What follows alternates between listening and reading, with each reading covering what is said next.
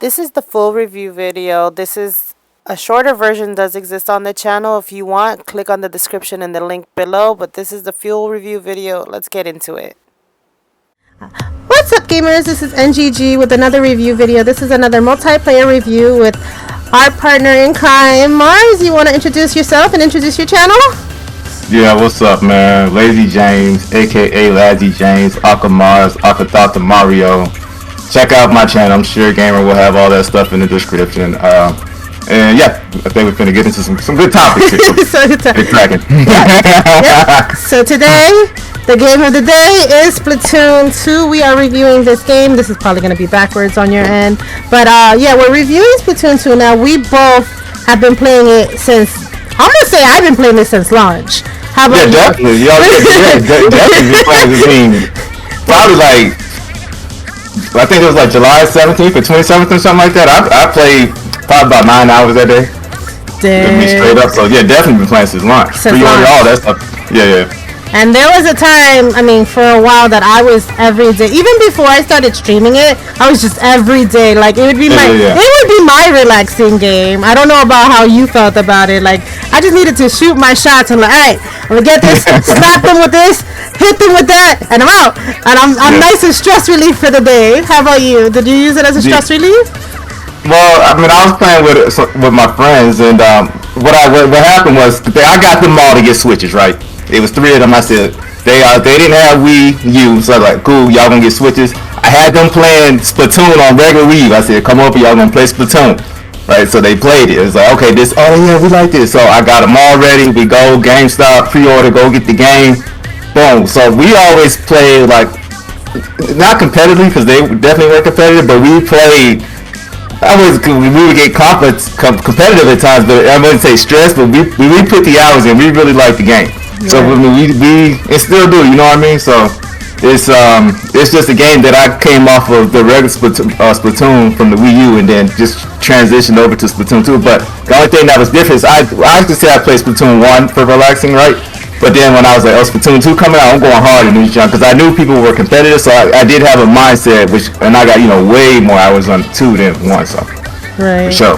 And with me, Splatoon, I came off of Splatoon 1 as well. Like when I initially bought Splatoon 1, it was for a friend. And then like he never wanted to play his copy. So I was like, let me just try that. Since it's sitting in the house anyway, and I tried it and I was like, I couldn't get enough of the game. So when Splatoon 2 came out, I knew I was picking it up. I knew I was picking up day 1. I knew I was gonna put in the work, but I was never competitive about it. Like until we made a team about it. I was never like super competitive. I always just play it for relaxing. So let's get into the one thing that I did not find relaxing about this game at all, which is the single player campaign. And so I'm gonna let you speak on that one because that's not me. Well, okay. I'm gonna take it from the tippy top, and then we're gonna bring it down there. So, when you first load the game in, right, you gotta do the tutorial, right? And you gotta do it with gyro. You did gyro, right? Yeah. So you never played sticks. No. Right. Never. See me, I'm coming from sticks. I played the first year until I started streaming sticks. I was all sticks. So. From that point, you gotta go through the tutorial, and I was like playing with the gyros. Me and all my friends like, man, gyros, man, turn this junk off, man. Get this off my controller, man. As soon as you get through the tutorial, I'm turning like going through the options and all that, getting that off of my junk. All of us like, we don't mess with gyros. Anyway, that's another story.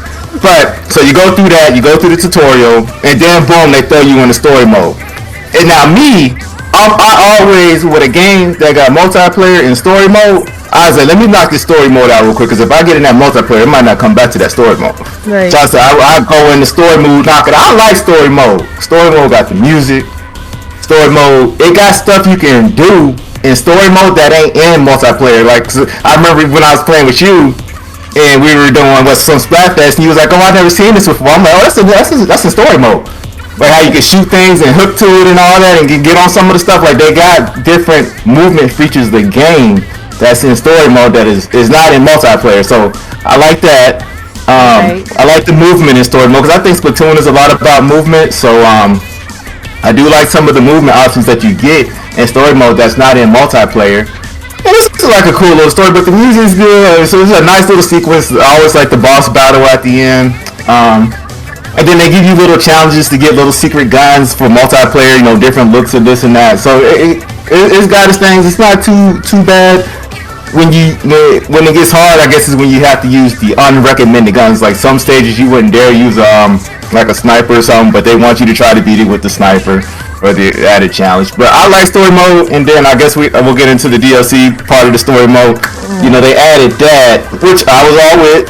Enjoyed that. That was more like a skills challenge, though. You know, it's like everybody got the Octoling. Everybody was like, oh, we've been asking for Octoling. You get your little Octoling, cool. But that part was more of like a skills challenge, so that could have been a turnoff for some people, and then some people turning into speed runs. So, you know, I like the story mode.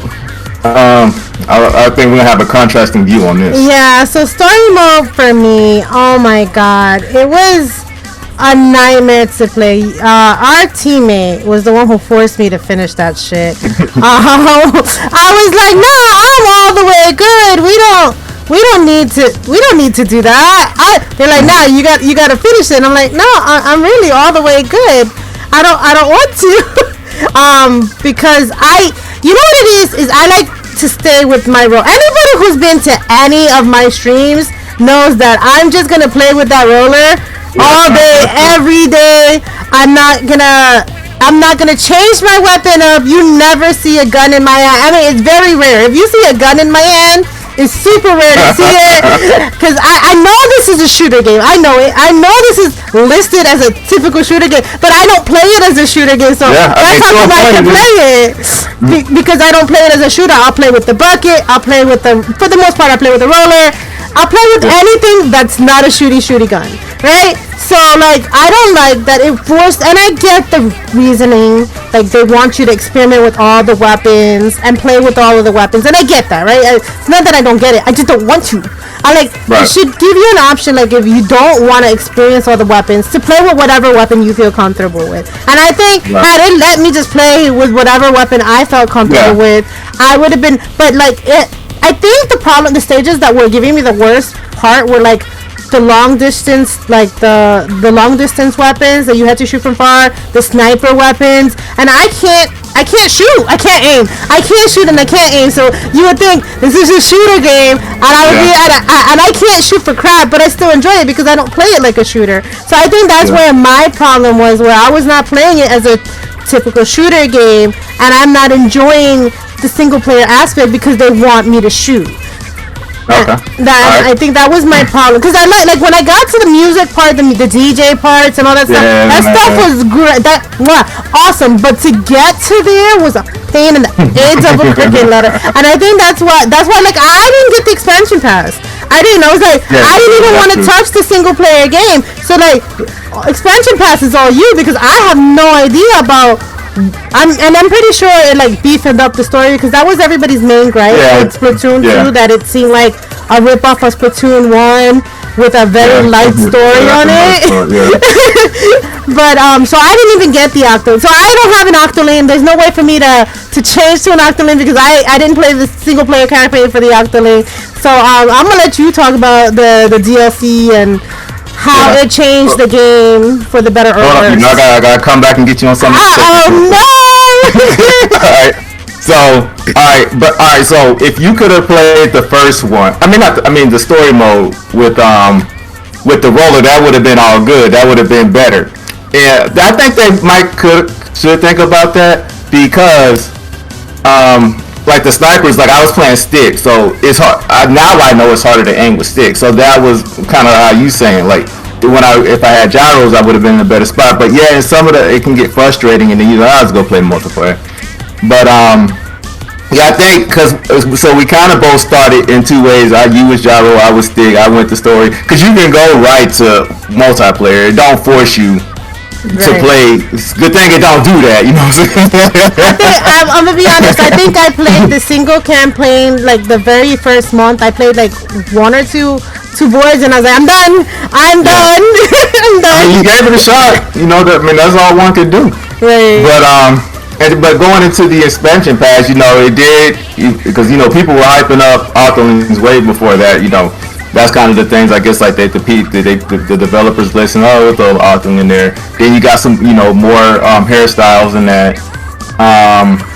But yeah, it was more like a skills challenge. You go through it. You got to do this sort of tasks. It's different from the story mode in that way, and then yeah, you get your little. How they be having exclusive gear. Right. So you get exclusive gear when you get the little pin and all that. Right. You get the hero shot replicas or whatever, and But yeah, but it's nothing special. I mean, $20. I think it was a fair price. $20. I don't know, $10-$20 for what it was. I mean, for the most part, we're getting free DLC anyway, right?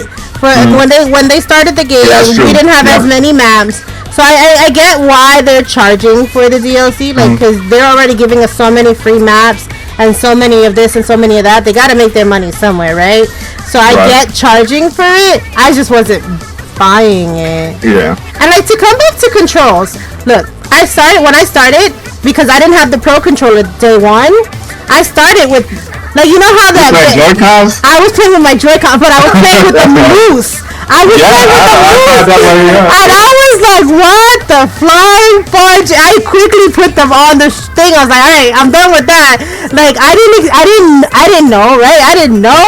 So I'm like, why is my character moving this way and that way? And nah, don't play with that shit. If you do a gyro, don't do it. I did a stream like that. People was like, I'm about to throw up. I was like, yeah, that was the last time I did that. It feels good. I feel like because only the one really aims the gun really well, but it is a lot of movement going on. It's a lot, and then you can slip up real quick, and then the Joy-Cons are so small, they get out of your grip pretty easily for a game without aim. But it could be better. But yeah, I experienced your way too. So yep. And then I put it in the grip, and then I Pro Controller after that. Yep, Pro Controller. You got this one too, right? This Splatoon Pro Controller. This is my second one. Broke the first one. Played the shit out of that Pro Controller and broke it. But so then after I experienced Pro Controller, there was just no going back. It was gyro, Pro Controller, done. I've never tried sticks again. I tried it once because everybody's like, oh, you should give it a try. Try the sticks at least once. Oh yeah, I'm surprised that people said that. They were like, oh, because there were people who didn't like gyro. When you started, you didn't play with gyro. So people were like, oh, I don't like this gyro stuff. I was like, why? All right, let me turn this off. And I was like, I played maybe 5 matches without it, and I was like, nah, I'm gonna go back to gyro now. I don't think you can.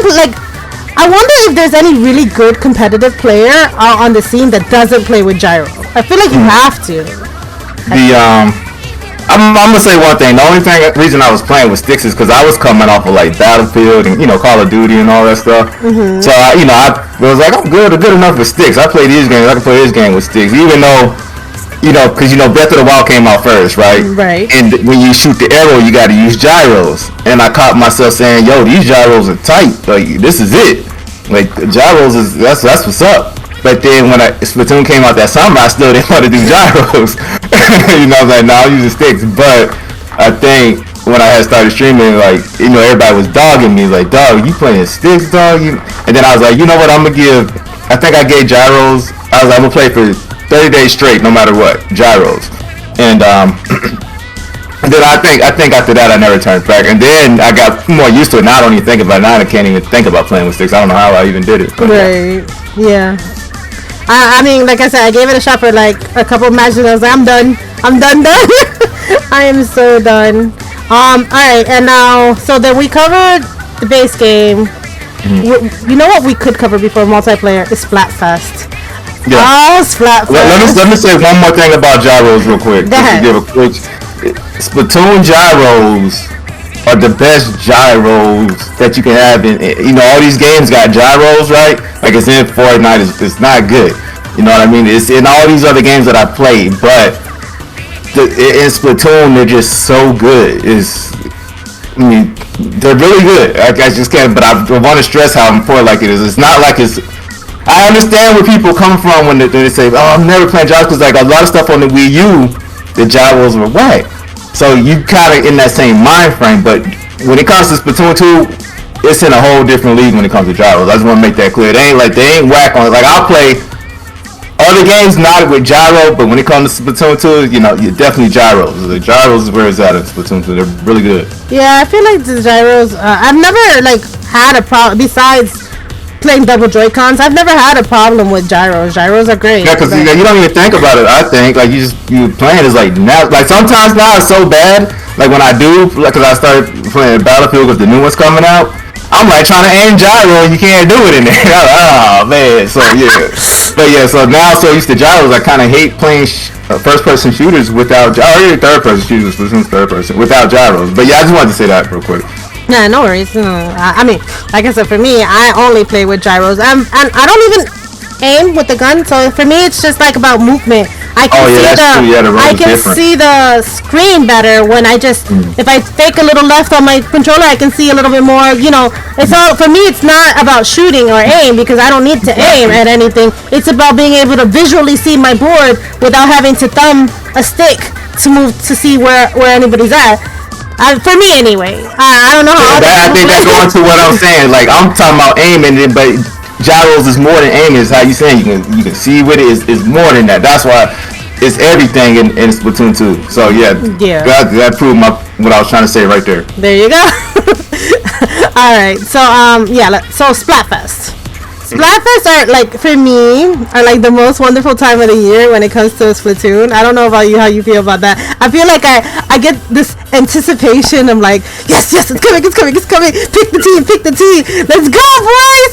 It'll be like a 3-day event, right? Splatfests are usually 3-day events, and I will be like even before I started streaming it, I'd be on Splatfest all day, every day. Like I've only missed 3 Splatfests, and I don't know why I missed them, but I know I missed 3. Did you?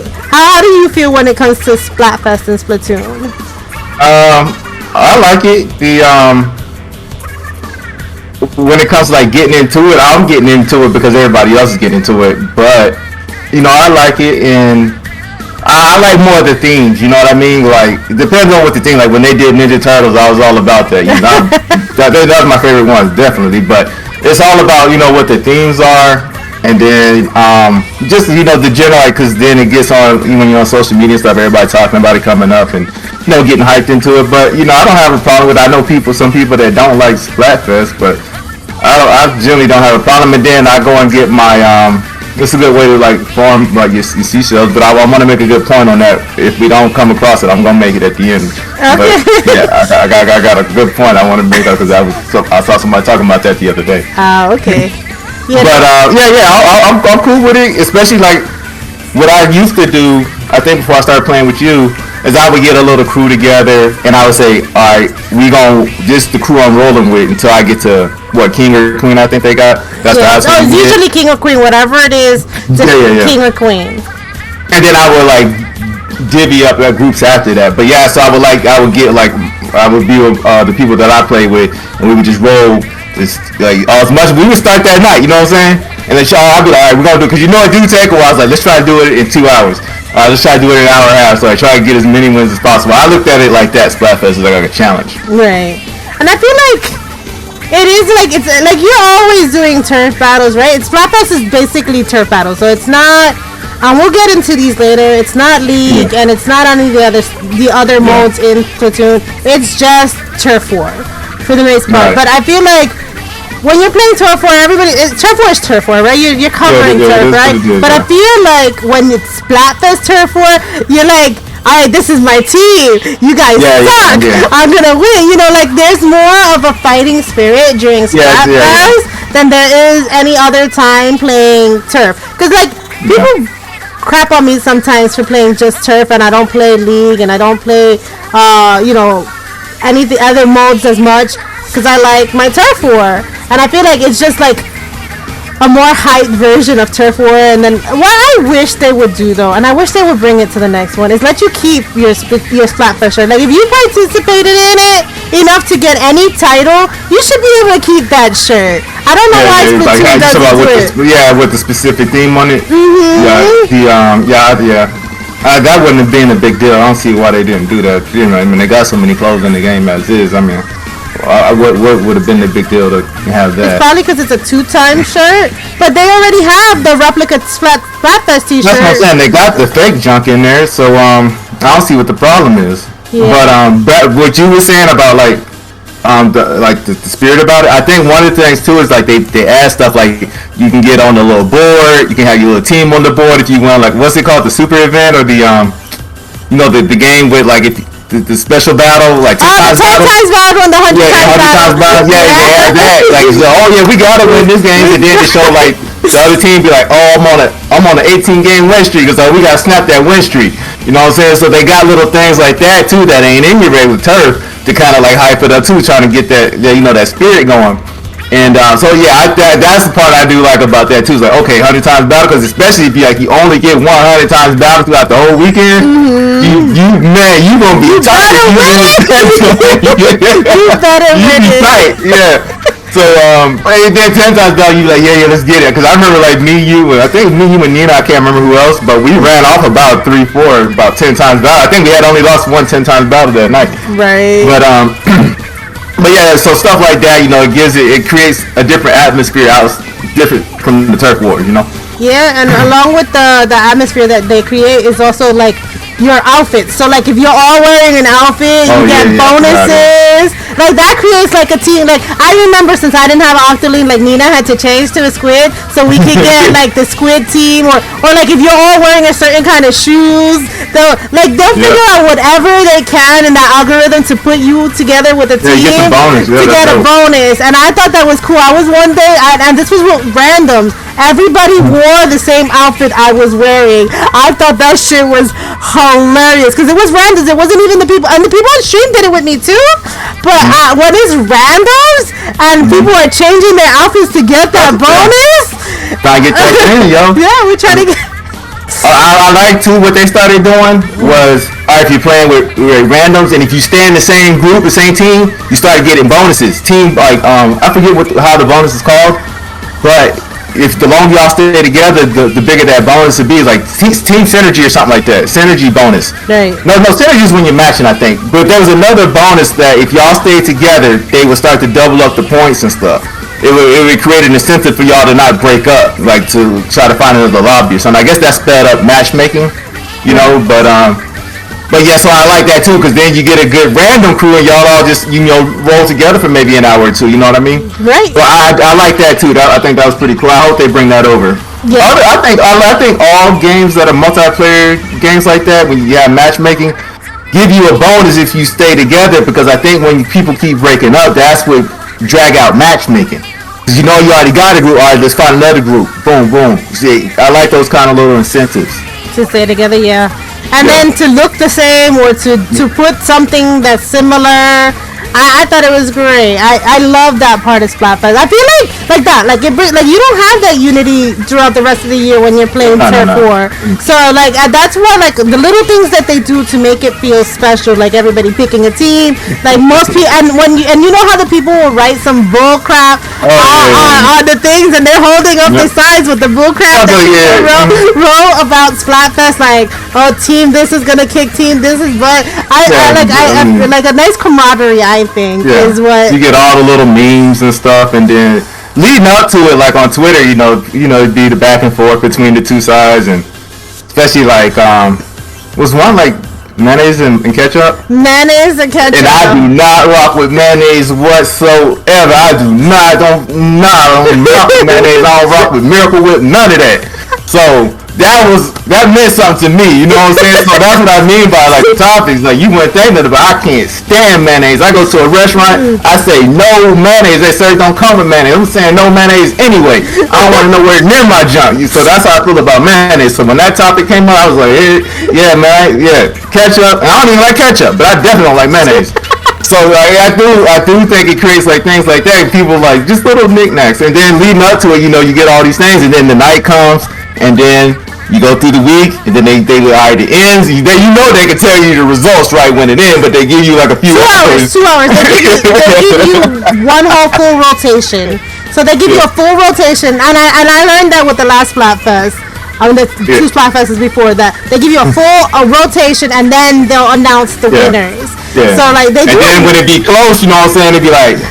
Cause I remember, oh man, it was so funny. It might just be funny to me, but I remember like the first ones, like you remember, so you know how they do test fires for game, like when Arms they did a test fire. Remember, I don't know if you remember when Splatoon came out, they did a test fire and they did a test fire Splatfest. And I forget the two sides it was, right? But you know how people be breaking it down to Pearl and Marina. Nice. Somebody gonna pick Pearl no matter what it is, and then some people gonna pick Marina no matter what it is. Right. Like we rock with Pearl all the way. That's another way Splatfest can be developed, right? So people, I remember like the first one happened, and I think Pearl won. I can't remember which teams it was, but that was test fire, right? The game comes out, and then I think they started going back and forth. Remember, because the way they would judge it was different from how they do it now. Because remember, I think popularity or something wasn't in there. Right. They would use different criteria, and then they ended up changing it because I think Pearl was winning them all or something like that. And it was like, no, this ain't right.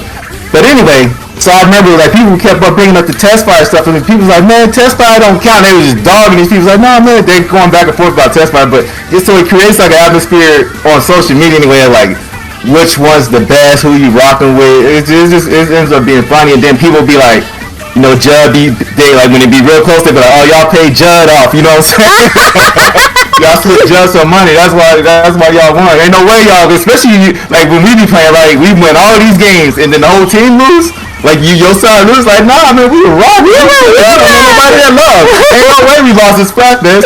And then when it be like 0.0% or 0.1%, so yeah, I like that. Like when it comes to the end, because they've all been pretty close. I mean, there's been a few like 3-0s, but for the most part, it'd be like coming down to like popularity, and then you got to pick against that. Like, well, that's why they changed it. Remember, because the unpopular team would always win. So they was like, we got to add another dynamic to fix it. And I think it did when they did that. They added that third row, which is the who won the most matches. Right. So you had the pro, amateur or something like that. Yeah, you have who selected. So the popularity is the last one, right? Yeah. Yep. The one who won the regular matches, most of the regular matches, and the one who won the most of the pro matches. And the way they did pro matches, which I would think is a little opposite. I would think the pro matches would be teams that were teams. I would think they would be full teams, like we are full team. But they were But they're like those ones you can't bring in friends like that. That confused me a lot. Like you can't be a team in pro, which makes no sense because if you're in a team that's a pro team, why wouldn't you fight against other pros? Yeah. Pros is only single player. Like you can't, like if you and your friend randomly end up in the same match, then good to you guys, but it's random generated matches. You can't bring a friend. There's no bringing friends, there's no bringing teammates.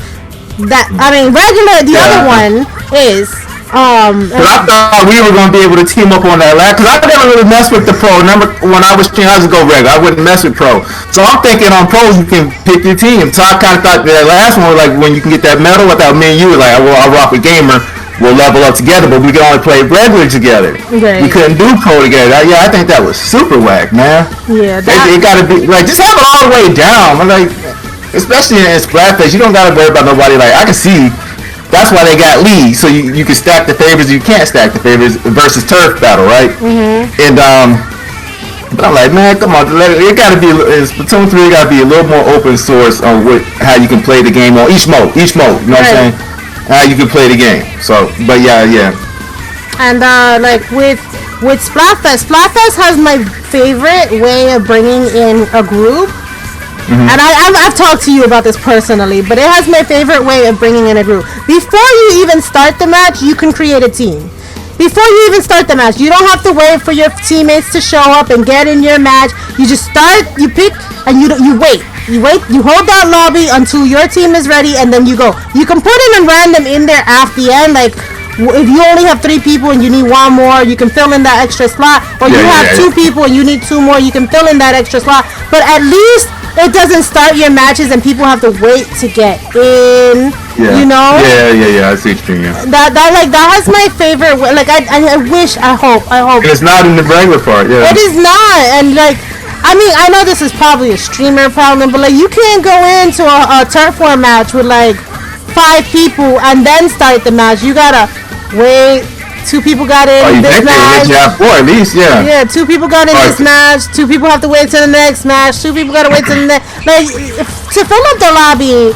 Like even say we don't have 8 players, right? Say we only have 7 players. We gotta wait like 4 matches to fill in that whole lobby in regular turf. And I don't like. Like that's why like Splatoon Splatfest like for me that's why I like a lot of the Splatfest features. Like that I feel like they should implement that in the next iteration, right? In Splatoon 3. I'm hoping they do a better job. And then with the pro really should be teams. Like you could even add a 3rd level, right? You got the pros, you got the regulars, and then you have the single players, all single, like these are all the single ladies kind of thing, and then you'd have your 3 stack right there. People who came in teams, people who are playing in groups, and then people who are just playing straight up by themselves. And I think that would give you the adjustment you need for all 3. At least I agree with you. I mean, with that said, all right, so I can see that happening in Splatoon 3 because Splatoon 1 was very strict with like who you play with is hard. Splatoon 2 was a little better, which still disappointed me because I was thinking the Switch is like in general was like for you to play with the homies. You know what I'm saying? We playing with the homies. That's what the Switch is all about. Right. You got 2 sticks. It breaks in half. You get 2 sticks. One for you, one for the homie. Right. So I thought Splatoon, Mario Kart, all that stuff was gonna be a-okay when it came to multiplayer because like how they did on Nintendo 64. So it surprised me a little how rigid it was in Splatoon 2 with the multiplayer and trying to link up with your friends still. But it was more than what it was in Splatoon 1. So maybe in Splatoon 3, we going to finally get that bubble. I think each one, some games they don't progress in generation, but I think in Splatoon 1, 2, good, and then 3, boom. So hopefully that comes. But hold on, I got some points to bring up. One, I get accused of being a fanboy a lot on my reviews, 10 out of 10 games and all that. So let me say something negative about Splatfest. Oh, he's just a fanboy. He gonna say anything good. So let me say a negative about Splatfest. If you get a wax stage, that can ruin a Splatfest. I'm just saying, if you get a wax Splatfest stage, that hoppy jump. The Mario one, what was it? Star versus Mushroom, where we had to do that bouncing fucking. Oh man! There are some wax Splatfest stages now. Come on now. I am gonna say something negative about Splatfest. As much as good as we talk about it, like if you get a wax stage, that can ruin the whole Splatfest. Especially if like in that 2-hour block, you get 2 wax stages. Like, even if it's because you only shuffle in between 3 at least. So with Splatfest, you add 1 more to the shuffle. Then it's usually the 2 rotating normal ones, and then you have the Splatfest stage, right? Which is the shifty whatever one is whatever one is gonna be at, right? So imagine getting 2 out of the 3 wax stages. You're not playing that 2-hour block of Splatfest for that one stage that you like. Yeah. And I think we did a Splatfest. I think that the reason that I like had to take a break off was the last Splatfest. I thought we were going to end the Splatfest. I think we both was. Now that's what we both on the same page about. That last man. That last Splatfest. Oh man, that was. In our defense, it wasn't just us. Everybody was going off about that. Just they're putting that coin involved, bringing that freaking coin into the situation. It meant like how people were playing and stuff. I think it just changed everything. I think in general people were playing how they don't normally play. Like, and I was doing everything. So that last Splatfest, and then it ended on the very how you saying like if it's a bad rotation. That jumpy one was the very last hour, and I called myself, I'm gonna play the last hour. I saw that jump. Hell no. What's some other games at, man? Get this Splatoon up out my jump. And I always, because I stream it, I always play the last 2 hours, right? No matter what time it ends, I always play the last 2 hours. And I was just like done with Splatfest at that point. Like I was happy to see it over. I was like, thank God this is done. I can stop streaming this shit. I was so mad. And I think it's that, like you said, I had never played like for anything. I had never, I always enjoyed Splatfest. I was never having a goal other than to win. You want your team to win. Obviously, you want your team to win. But I wanted to win and more on a personal. So I was up in the pro section. I was up in the morning with teams of people I didn't know. Yeah. We were getting on early. Yeah, that's what we were 6, 7 in the morning getting on playing all day. I took that Saturday off. I remember. Yeah, and yeah. And I forgot. I was gonna say. Oh, go ahead. I'll remember my point. Yeah. No, so we got up early, and I was playing all 3 days. I feel like I played each day 10 hours. And I usually enjoy my Splatfest. I can usually go in, take a break, come back to Splat. I was going super hard because I was trying to get that stupid coin. Yeah. And at the end, and because it was that fudging stage, I was just like done. And it was the last one too, so that probably kind of had to play like, all right, this is our last time they really played, even outside the coin, right? Like this is our last Splatfest. We know, like probably the pandemic brought them back around. But we knew like that this is it because it was Chaos and Order again, wasn't it? Or was it something new? I can't remember. Wasn't the last one the Star Mario one? Oh, or maybe you're right because they did the shirts and all that. Yeah. But yeah, I know I was gonna say like like how we said we were playing for something, right? With that said, like even if as much as I was losing when I was playing for that coin, that's how much probably I always lose anyway. But when I normally lose, I'm just playing for fun. You know what I'm saying? So it didn't affect me. But with that coin involved, he's like, hold on. Like, you know what I mean? So that might have something to do with it. I might lose like that all the time. It's just that coin made me realize it. Just realize how much you were losing. So but in the Splatfest, I think like it's all good. That last one, not so good. And what I will say too is I do like, cause I don't like Moray Towers, right? But I do like it at night. I like the look of it. I can take cause it's like it's nighttime. It's got like a feeling about it. It's got you get the Splatfest music. So it's like got a different spirit. The Splatfest music gets you in a different spirit too. They done a good job with doing Splatfest. They could have just made it something there easy. They changed the spirit. You got Pearl and Marina up there doing a little concert. They the little local celebrities. So yeah, all in all, 8 out of 10 on the Splatfest situation. Yeah, Splatfest is awesome. I besides the 1 or 2 hiccups with this the bad stages that you can get on the rotation, I would say it's a 4 out of 5 for Splatfest or 4.5. All right, let's get into. Hold on, let me get that last point. That's what I was gonna start in the beginning. All right, another knock against Splatfest. I was looking on Twitter. And somebody just got the game like 4 weeks ago. Oh, literally. They missed all the Splatfest. Not they weren't tripping about that. They needed sea snails. And the only way they can get them is like going level 1 and you get 1, going level 2 and you get 1, right? So remember Splatfest you can get about 30 at a time. So now there's no way for them to get a bunch. They have to go the long way about. So they need to have a better way. All right, we ain't doing Splatfest no more. What's a better way to get sea snails instead of 1 at a time per level? So yeah, but I was like, yeah, dang, I never thought about it because I played all through the Splat. I got about 200-300. So I'm good. But if you just got the game, you're gonna be a little low. And you want specialized gear, I just wait to Splatoon 3. You know what I'm saying? Right. I'm gonna be honest. I don't use the sea snails. I don't think I've ever used the sea snails. So so if you try to build gear, it's gonna be tough.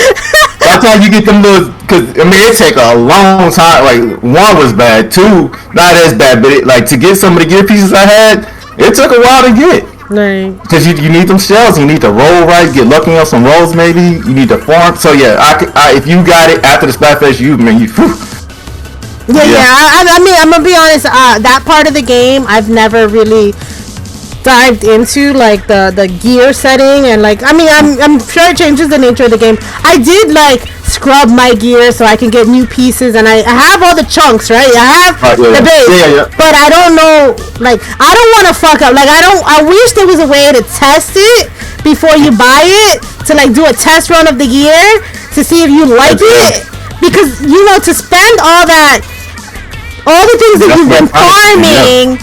And to figure out this is not what you want on your gear set, and you just wasted a shit ton of time, energy, and everything. That's why I'm gonna be honest. That's why I haven't experimented with it, because I've scrubbed the gear. I got all the gear chunks and everything that I know I probably need, right? But I haven't I haven't wanted to push the go button because I'm afraid. What if I don't make the best piece of equipment for me? Like I know my playstyle, but what if? Oh man, what I thought I needed wasn't what I needed. I needed this piece instead. You know, instead of main power up, I needed speed boost because I find that this gear set is too slow, so I'd rather go fast than have the extra power. You know what I mean? And so that's why I really never experimented because I'm just afraid to like fudge it up. Yeah, I mean, and it takes time. You know, time is valuable. So I mean, there's that. But yeah, I just wanted to say that because that's a part. You know, it's just in the next one. I hope they keep that in mind because not everybody buys the game during its like prime. You know what I'm saying? They should buy the game during its Alright, so we've talked about Splatfest, we talked about single player. We need to, I mean, even though Splatfest isn't part of the multiplayer, we haven't actually dived deep on the other parts of the multiplayer. So let's start. You want to pick? We can start with either League or Ranked. Let's start with League, and then I guess we can go down as it is on the menu. Okay, cool. All right, so League for me was that impossible feat that I thought I would never touch. Cause you know, when I started playing, I was just playing by myself for the most part. So it's like, you know, when you see League, you need to have at least one buddy. You gotta have a buddy to play with. Oh yeah. And I didn't have a buddy to play. You know, I never accepted random friend requests, so I didn't have a buddy to play with. Nobody I talked to that played Splatoon. So for me, before we started playing together, it was like that impossible. Like I would see it, I was like, damn, I wonder what's in there. I have no way of knowing what's in there, and I think that sucks for people like who don't have buddies that play this game. Because I remember, like, once we started playing, how happy I was to start playing it, and how much fun I was having with it. But until you have a buddy to play with, that shit is terrible. Looking at that piece on your menu board that you can never touch, that's where I am with that. Like, that pissed me the off. I would see it and never be able to go in it. I was like, dang. But I'll let you talk more about League, and then I'll chime back in. Alright, so first of all, multiplayer is the game, right? We talked about single player Splatfest, but multiplayer pretty much is the game. Right. So, alright, we get in the League. With League, you know, what I do like about League is you can play without punishment versus Ranked, right? You know, Ranked, they start giving you cracks and this and that, but in League, you can play, you can take a bunch of L's and it only lasts for that hour, then, you know, they reset. Nothing's really hardcore. You can go in there, you can experiment with like team ideals and stuff, right? For that couple of hour period. And then, you know, you with your people. So whether you do 2 or 4, I always think 4 is harder. You gotta have voice chat, right? Because you know the other team gonna be communicating it. Because I remember playing with people that didn't have voice chat. It's a little tougher, you know, because you gotta do the call outs and that. But and then doubles, usually that just depends on who you get on the other two. So but yeah, I like League a lot. I think I actually like running doubles more than I do like running the 4s. Hakuna Matata. Huh? You remember Hakuna Matata? Yeah, that's in my mind. Yeah, Hakuna Matata. You know, you say something. I wonder if they're still around. Oh, I really do. I feel like with double. Okay, so the thing with doubles, like we would always run into the same set of people. I feel like when we were running, we played around the same time. Every day. And so like that's where I feel like voice chat in Splatoon would have been nice, right? To have it in at least the 4-man league. At least the people who are playing. Oh my God.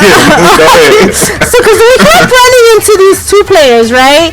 The Hakuna Matata, the people that I'm talking about, and there was 2 other teammates. I don't remember who the other 2 were. There were a few more. There was Hakuna Matata. Then there was some people with like some weird names and stuff. But there were a few, and but yeah, go ahead. I'll let you. So that we would always play against them, right? Or with them. Like they would either be against us or with us.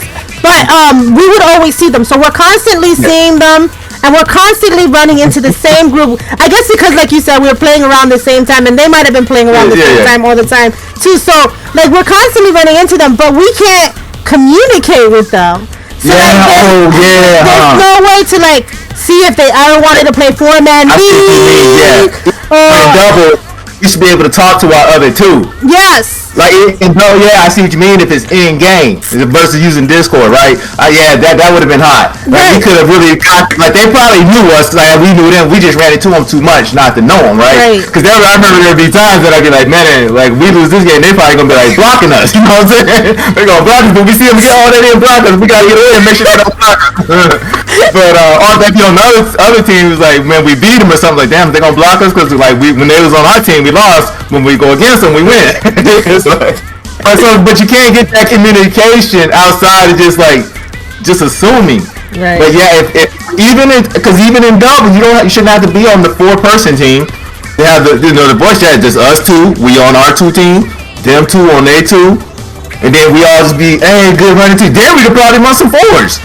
That we could have probably made man, we gonna run forwards, you know what I'm saying? Y'all two, let's rip out the phone. We gonna run it for a couple hours, and then missed opportunity right there. Yeah, I feel like that would, because at least your teammates, right? I get not being able to communicate because you don't want to shit talk the other people, right? Maybe, maybe that's why they didn't put it, right? So I get that. Yeah. But at least your own teammates, you should be able to talk to your own teammates. Or on your friends list or something. Right, exactly, right? If you want to parental control that, make it an option that like, and Nintendo know how to do that. Yeah, I mean, they don't have. Yeah. Nintendo has the parental controls, right? I have the parental control app on my own Switch, right? So that what they could have done was, like, if you don't want your child talking to people, just you take that off, block that feature. They are not allowed. Or you can whitelist it. If they're on their friends list, then they can talk to them, voice chat. Like, have a way to, like, for parents like myself who would have been like, all right, if this is a friend you know from school, yeah, you can voice chat with them in this game and play with them. But if you don't know them, then no, I don't want you talking to them. Figure out some system like that. Or everybody ain't gonna be allowed to get on Discord, you know what I'm saying? Right. And then, like, for people like me who's an adult, like, I could be able to talk to whoever I want, and if they're whitelisted, then I know that they can't talk, and that's fine. You'll see a mic where they can hear, or a mic where they're muted, something like that. So, like, even if they could hear us, and we knew they could hear us, and we be like, hey, watch your back, because, like, sometimes I be calling shots for you, but like, hey, I just died, watch your back, they're on your left. But I can't do that with people who can't hear me. And I feel like that for, like, when we're playing doubles, 2 teams of 2s, that would have been nice. I think League itself should just have it, like, right? Just put it in. Yeah, I can see that. Right. Go ahead. But what I was gonna come back and say though, so how you were saying, like, how you need it, right? Like, it's good for League, right? I mean, there's a game mode out there that exists that I don't know how you can play it without voice chat. Clan Blitz. No, God, that fucking. You need voice chat for Clan Blitz to synchronize the clan. Like, there's like, all right, now that the game's been out, there's like certain patterns and stuff that people do. They do with the clans, like, hey, follow me or whatever, to try to group the clans, but it can be so much clearer. Hey, I got 7. What you got? 3. I just talked about 1 more. Hey, meet me to the back of the net. 2. When we you know what I'm saying? when we jump with 1. You know, jump with 1 clan when we good. You know. You need, like, you made a whole mode. I can understand Tower Control, you know, Splash Zones, and all the other modes, right, without it. Fine, you can get the gist of it. Clan Blitz? Come on, man. You need the freaking voice chat. But yeah, anyway, they better not have a mode in the next junk that's even more dependent on it. Like, especially, I don't know if you remember when Clan Blitz first came out. Like, nobody knew what to do. You really needed it then, like, but like I said, as time went on, it got better. Like, people started getting ideas and stuff to what to do. Yeah. But yeah, I like League because you try to get there's a ranking system, right? You make a little ranking board. It gives you your reason to play for those little 2 hours. Try to place up and down, whatever. And then, like I said, we run into a Kumata to see where they play, see where we play, see where everybody, because you run into the same groups, you see the same names. It creates a good little spirit right there. Right. I kind of wish there was something a little more concrete about it, like if they kept like the monthly high for each month or something. You ain't gotta do it every week, right? Because that would be a lot to do it, because it's every 2 hours, every day, all week. But at least like the monthly high, then out through the year, you're like, this is the best team for the league throughout the year. Right. But it washes everything like it never happened. Yeah, every 2 hours it's a wash. That's it. Your 2 hour rank, that was your 2 hour rank, and you go again for the next. And I get like having it, because you know what it is because there's like 4 different kinds of stages. You got tower, you got clans, you got zones. and you got Rainmaker. So you could probably do that like each individual. Like this team is the best for this, and then like if they play all, then you could do like it would create an atmosphere, I think, of like people who really want to tackle League in a not a professional way. I mean, I know it's a game, but there are professional gameplay players. I mean, if the internet was working better, we'd probably have Splatoon be an esport, but that one's a topic for later on in the video. But yeah, it could be an esport if they did that like that, because then, you know, I mean, when we were going hard, but like there was no reason for us to continue. It's not like there was a leaderboard besides the 2-hour leaderboard that anybody would see us on. So that is a good idea. Yeah, you can create, like we would create our own, like we would set a number that we knew, right? And then that would be our own thing, though. That wasn't something the game necessarily gave us, you know, but... Yeah, because I feel like we were like, all right, if we need to get 19 this round. Last time we did 17. We got to go up at least another 100 points. We got to do much better in this section. Yeah. And that was us creating that, you know what I'm saying? Right. Yeah. Which is fine. I mean, it is what it is. Yeah. And then... Alright, so that's League, right? Alright, so, you gotta get in there. With League, you have to have... Wait. With League, you have to have a certain rank to get into, to unlock League. I think it's... No. You sure? I think you mean... Wait. Oh, yeah, I'm thinking there was a requirement from the... There is one for turf to rank, but go ahead, yeah, you're right. Go ahead. So, we're doing this backwards, because in order to unlock League, I think you have to be a B or C. I think one of those ranks in rank. So we're gonna talk about rank, but in order to get to League to open up, you have to unlock it in rank. And so now let's talk about ranked now. Okay. Alright. So when we first met, you were not there, were you? But you know what was funny? Because I think, if I remember correctly, correct me if I'm wrong. I think you were like in the spirit or in the mind like I'm never gonna be League, you know what I'm saying? Because I think I would try to like get you to play League, but she's like, nah, because then I gotta work on my rank, and I don't really mess with rank. And but yeah, once you do get there, so there is that requirement to get it, and then that's one of the problems I ran into when I was playing with my friends when we first got it. Like they were good, but they couldn't really get up to the League part, so we never got to play League together. We would just mess around in turf and then the zombie mode. So there is summer run, that's what it is. But there is that, you know, gatekeeper feature on there, but it's more attainable than I think people think. I think people are intimidated by it, and then that keeps them out, because that's when you think League, you think you gotta be a big boy player, you gotta come in with the guns blazing and this and that, and you gotta know when to do this. Because I see it, because I be on message boards too, you know, and then people be like, I want to play League, but I'm scared to play League. I'm like, it ain't even that serious. Just get your rank up, you're going to be able to get, your real problem going to be finding somebody to play with, you know what I'm saying? But then again, you could just join the Discord off of that and really find somebody if you really want to play. Right. But yeah, so there is that little barrier, that little hoop that you got to jump. Yeah, and I think like when we met, I had already jumped through the hoops. Like I had already seen League. I just wasn't able to open it. Right, cool. Like I just never progressed past what needed to open it. How's that? Right. Like, because I wanted to see what it was. So I progressed in the game far enough to open it, unlock League, but not in. Like I don't have rank. I'm gonna be honest. Yeah, because you was like what, B+ or something, wasn't it? Around that? Yeah, I think you only have to have B's. Yeah, so that's right. It ain't nothing like, that's what I mean. It ain't nothing like you ain't gotta be X rank. Right. You know what I'm saying? To get to League, you just gotta. And to get to B, you pretty much just gotta play the game, and you'll get there. Right. Because I think you start off at C. You start off at C. Yes, you start off at C-, so you don't have to climb that far. And the thing is that everybody that's in your thing is your same rank. So like it's not like you're playing C ranks and playing with A level players. I mean, it happens very rarely. Like if there's nobody to play with, they'll do that shit. Like I have seen that where it'll be on the same, like you can be C- playing with C+ players.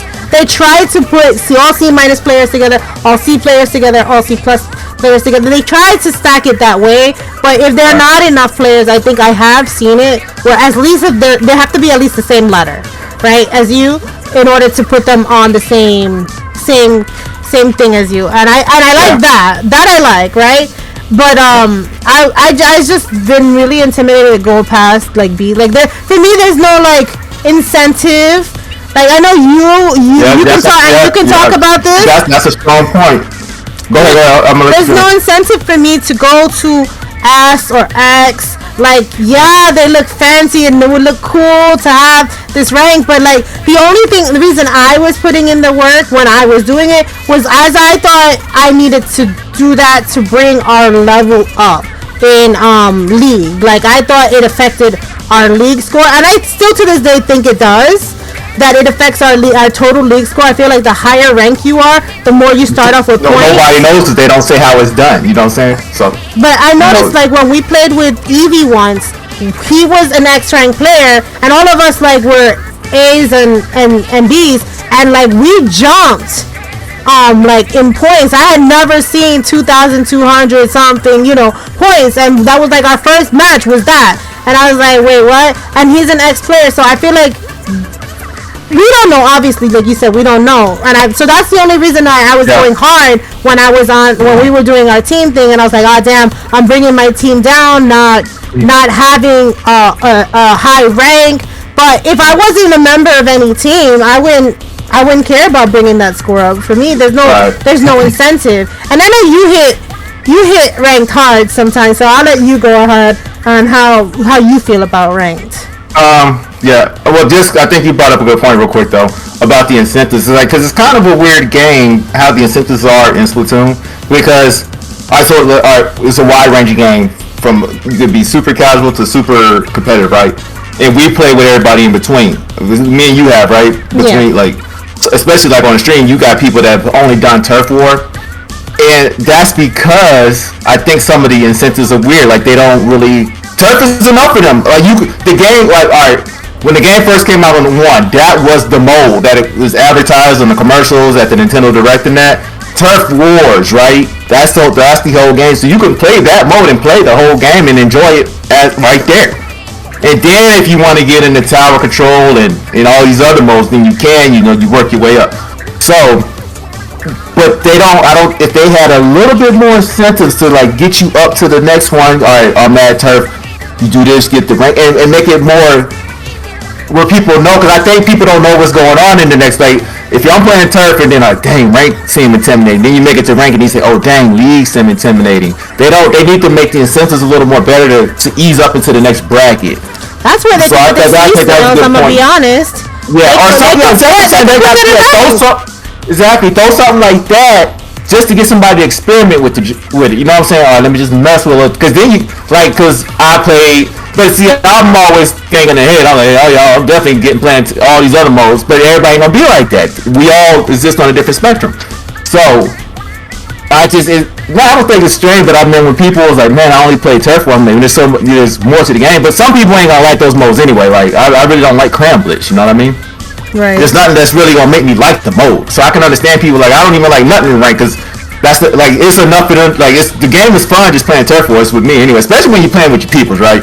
Y'all get together, you jump in turf wars, y'all just having a ball. It's enough. We don't ever really have to jump into these other modes. Right. But anyway, back to rank. I'm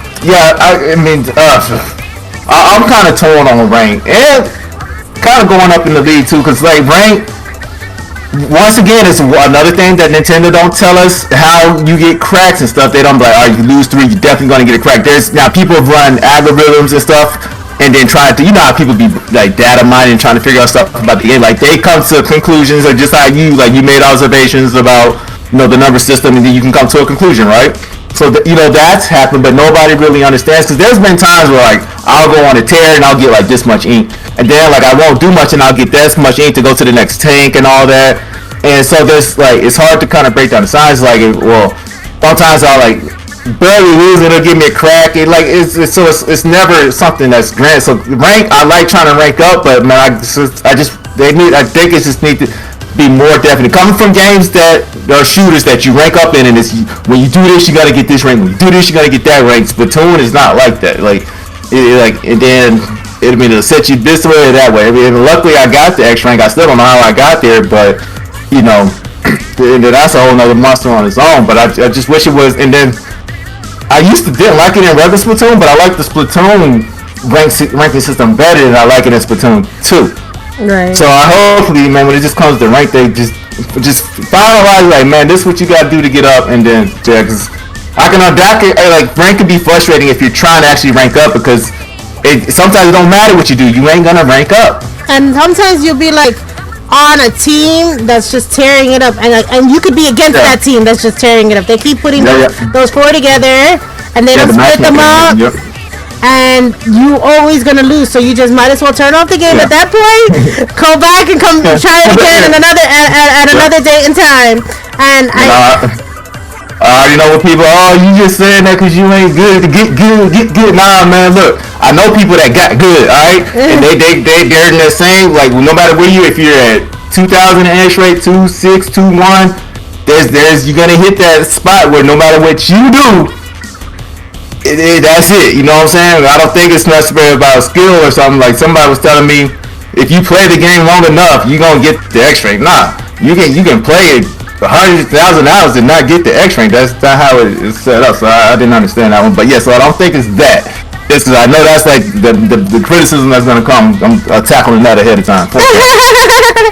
Well, okay, so there is a barrier to opening rank, right? So you have to be, I think, in turf you have to play up to 15, level 15. I thought it was 10 or 15. 10 or 15.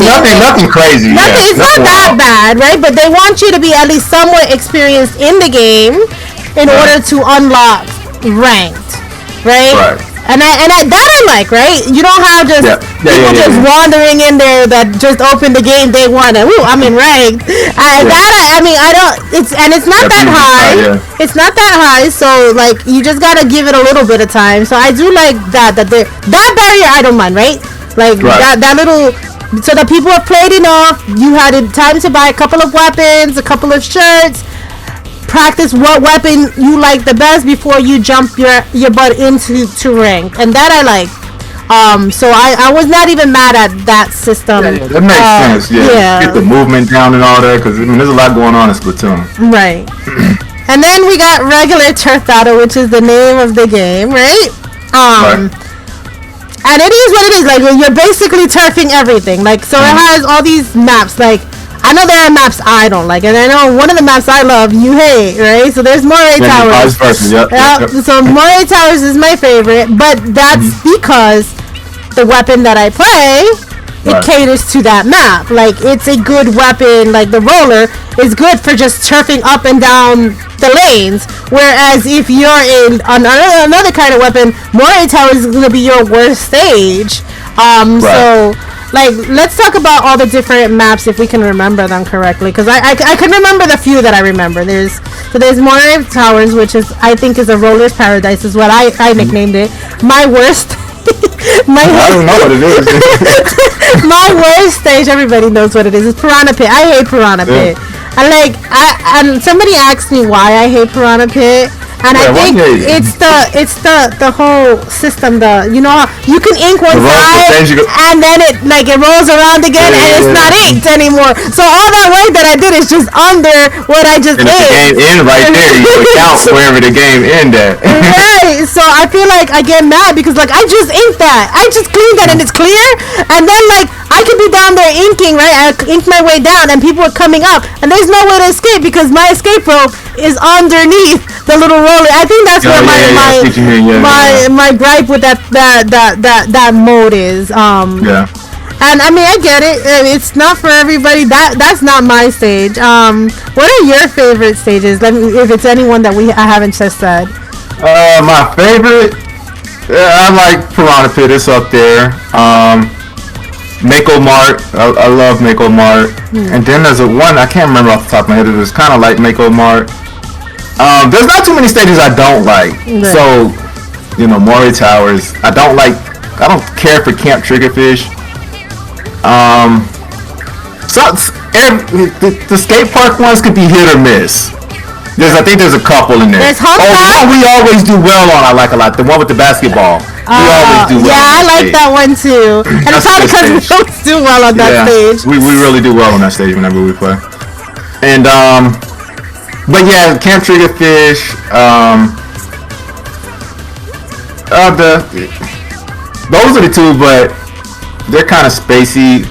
And then like the skate parks can be, sometimes I'll just be in the mood for them, but sometimes I just won't be in the mood because it's like they got the little ramps and stuff. And, it makes the movement a little more difficult to get around. But outside of that, the stages are pretty solid. They for most games, shooter games, they'll probably only have 2-3 good stages. And like I said, I come from Battlefield, right? It would be a point where, and that's when you can really pick the stage, right? We would play the same stage 100 times in a row because it's a voting system. So yeah. And you think playing one stage for 2 hours is bad. So, but what that goes to say how many good stages are in Splatoon, whereas these other games, they might develop only 2-3 good stages out of 20. Right. So So all right, how many stages do you? So it's Piranha Pit one you hate. Piranha Pit's one I hate. I hate the hotel, Abercore Hotel. Oh, you don't like hotel? Yeah, hotel. I was gonna bring that as like one I like. Yeah, the jump. I got no platforming, and that's completely a me thing, right? Because I got no platforming skills because I can never make that jump. And then that stage's defense is different on different modes. Right. So sometimes that jump is there on that mode, and then because sometimes I'll be like trying to, I forgot that's there on this mode. But on another mode, that little platform ain't there. Right. Same with, that's why I like Piranha Pit. Every mode is different. Like when you play it on Rainmaker, your starting zone is different from when you play it on like Clan Blitz or something. So it like changes. It changes everything about Piranha Pit. Right. Like for the longest, I didn't even know like it was the same stage. Like it was so because they take out some of those rolly things on some of the modes. They're not even there. Right. So but yeah, so. You only don't like a couple stages. I only don't like a couple stages. What it seems. So I mean, there's a lot of good stages. Where it could be. Think if it was the other way around, but we only like 2 stages out of all those. That would be the problem. Yeah.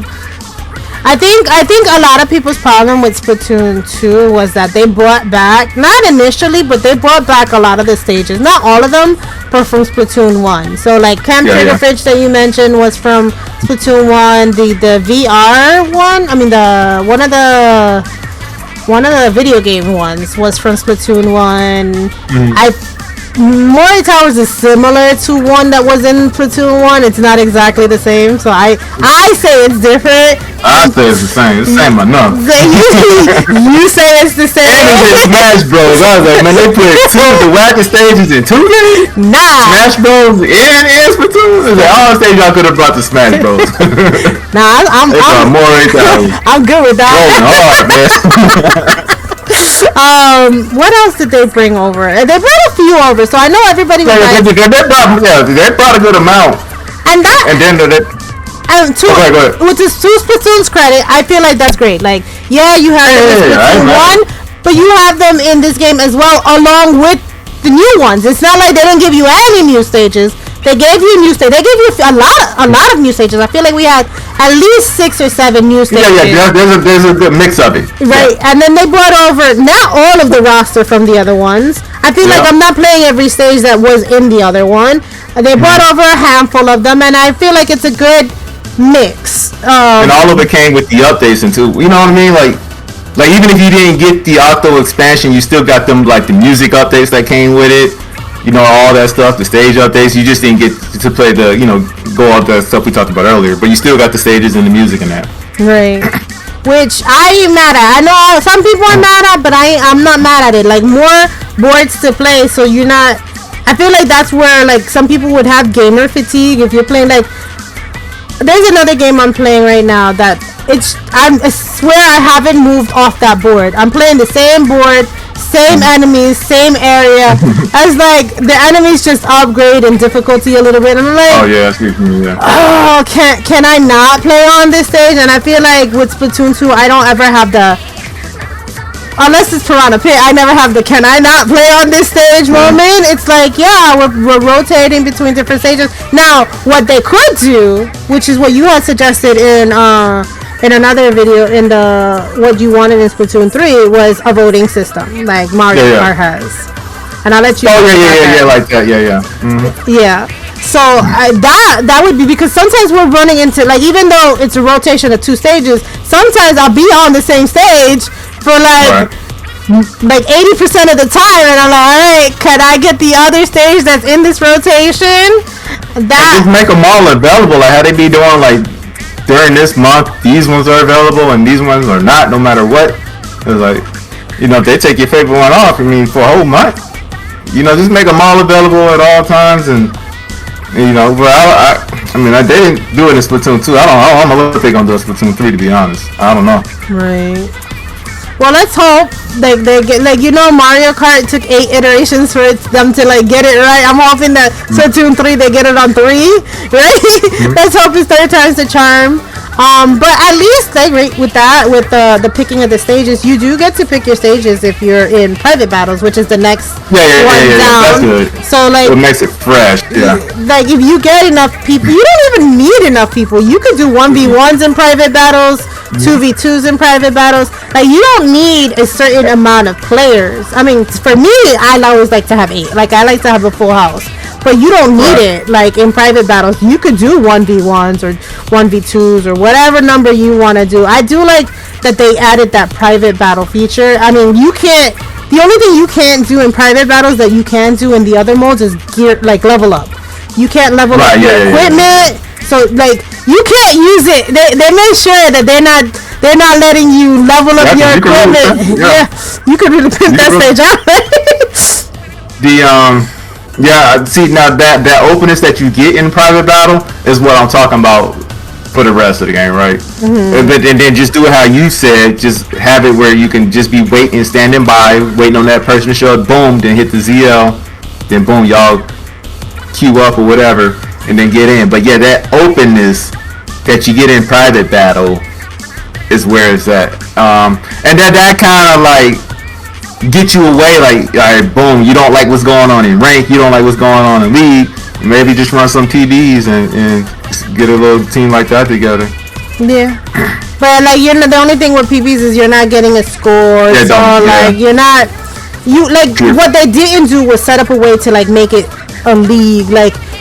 You know how if you in another game, if you wanted to play private battles, you could set up, alright, we're doing this as this version of the game. They didn't do that. You can't be in private battles and set it up alright, these are gonna be the league matches. You can set it up, but you can't you don't get the points.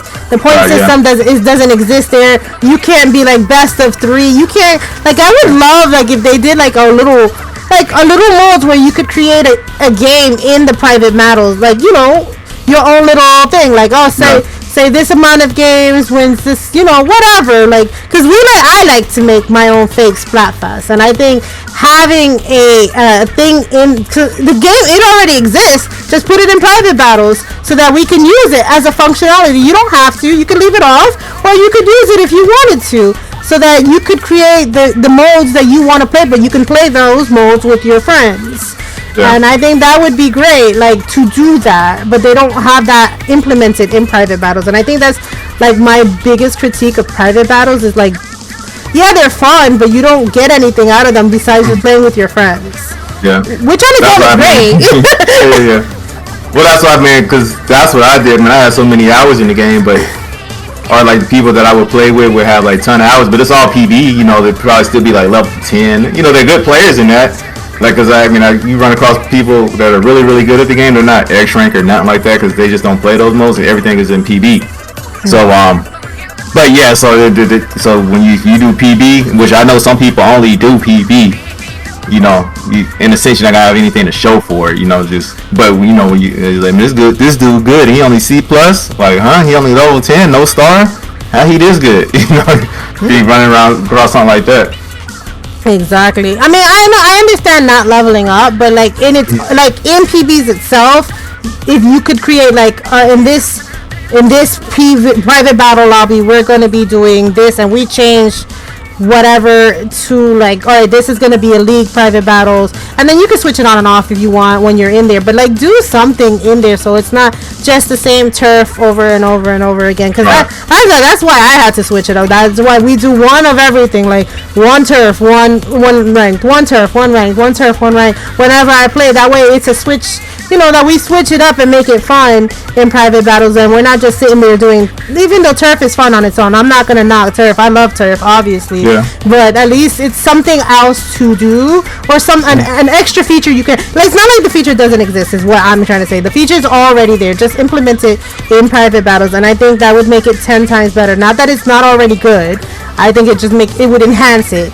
And I do like that at least for private battles you can use that stupid voice chat app. I've never done it, right? But you can. It exists in private battles. That's the only place you can use it, right? In the game. I think you can like send invites and stuff. I remember when it first came out, you used to be getting like invites, like such and such invite, like or like coming up on the phone and stuff. Like, man, I ain't even playing Splatoon right now. It's kind of weird, yeah. And then, what's the last one we need to talk about? We need to talk about salmon run. Salmon run. And I'm gonna go over some general stuff, but yeah. Okay. So I'll let you hit up salmon run since I really talked about private battles for the. I like salmon run. There's levels to it too, right? So I forget what you start off, but all the way to professional. You can play with the group or with randos. See, now that's another part of the game where it's right. You can get 3 of your homies. Or let's say you get 2, you plus 2, and then you need one more. Hit that ZL. They fill in the slot. Y'all shoot off. You do, and it's a good mode. It's a fun mode. It's the like the zombies mode for any other shooter out there. They put it in here. Nice. It's a stay alive type thing. Mode in survival mode. And I like it. I got carried to professional one time. It was pretty cool. And like the better you get, the more hectic it is, right? Like you start off like because you play, I think, to your weakest person's level. I thought you played to your strongest, but I said I could be wrong. Either way, because I think we were playing with somebody. It's like I've never seen it like this. It's like it's always like this. I think it was me. I'm gonna be honest because I've never played it so hectic, and you had the really high rank, and I didn't. So I had never seen it like chaotic. Like spaceships and stuff with the aliens coming in. I was like, what? Why aren't they going away? Why are they like when I play with players that have been in Salmon Run? That shit is hectic. I think Nina was higher than me, and I would play with her. It was even crazier from there. You know what I mean? Because I'm used to because it still go up. You know what I'm saying? Like that's why I do like it. Because I think there's a professional. Then there's like a professional plus or something like that. Because you can max it out because it's got like that engage. Like you can get to professional and just be 1, and then I think you get to like 99 or something like that. But so there's levels in that, and then but yeah, so. Oh, I know what I was thinking. If, like, let's say when you were playing with us, you couldn't go down in levels, but we could. Right. That's what it was. That's what I was thinking about. But yeah, Salmon Run pretty solid. I think my only bad thing about it is certain hours, because that's when we were playing a lot when we first got the game. And I think when the game first came out, it wasn't even available to play. Like, how the game gonna come out and you can't even play Salmon? Like, where everybody's like, how do you get the Salmon Run? It's closed, and then don't nobody knows. Like, only open during certain hours. Like we're all going over to the other, because you got to run up to the left side and get in there. Right. We're all going to the other place and trying to get in there. It's like, where's it at? Like, I thought there was a zombie mode in this game. Did they leave it out? So it was like, and then I got on, got the Google and stuff, and then everybody was like asking, like, where is it at? Like, and then somebody knew, it was like, oh, it's only there. You gotta wait till 7 o'clock tonight to play it. It's like, what? It was alright. I mean, but yeah. So once again, I don't know why those kind of things happen. Like, why is it too much on the game? Too much stress on the game? Is it limited? I feel and then you can only get like certain gear. Like there's Salmon Run gear, right? So you can only get it through Salmon Run. You know what I mean? Mm-hmm. And there's some pretty cool looking gear that I like that that come from Salmon Run. But if you don't like Salmon Run, you ain't gonna get it. And everybody don't like Salmon Run. No.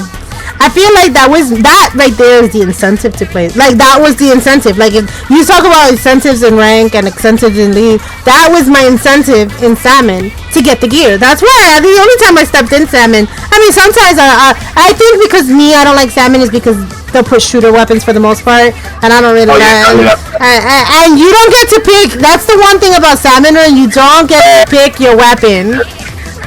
Whack weapons too. Man. Yeah, you don't get to pick your weapon, so you have to experiment with whatever weapon they decide they want to put in that rotation and for me, that's why I don't like to play Salmon, is because I just don't want to be stuck with a weapon like a sniper. I've gotten stuck with snipers on Salmon Run on the last board. It's nothing like, all right, you're doing so good, and then they hand you a weapon you don't know how to use for the toughest wave, and you're like, fudge my life. That's why I don't fuck with Salmon Run too much. But on the same token, I do like that I do step in there when there's gear that I want. I'm like, alright, I'm gonna keep playing until I get that gear.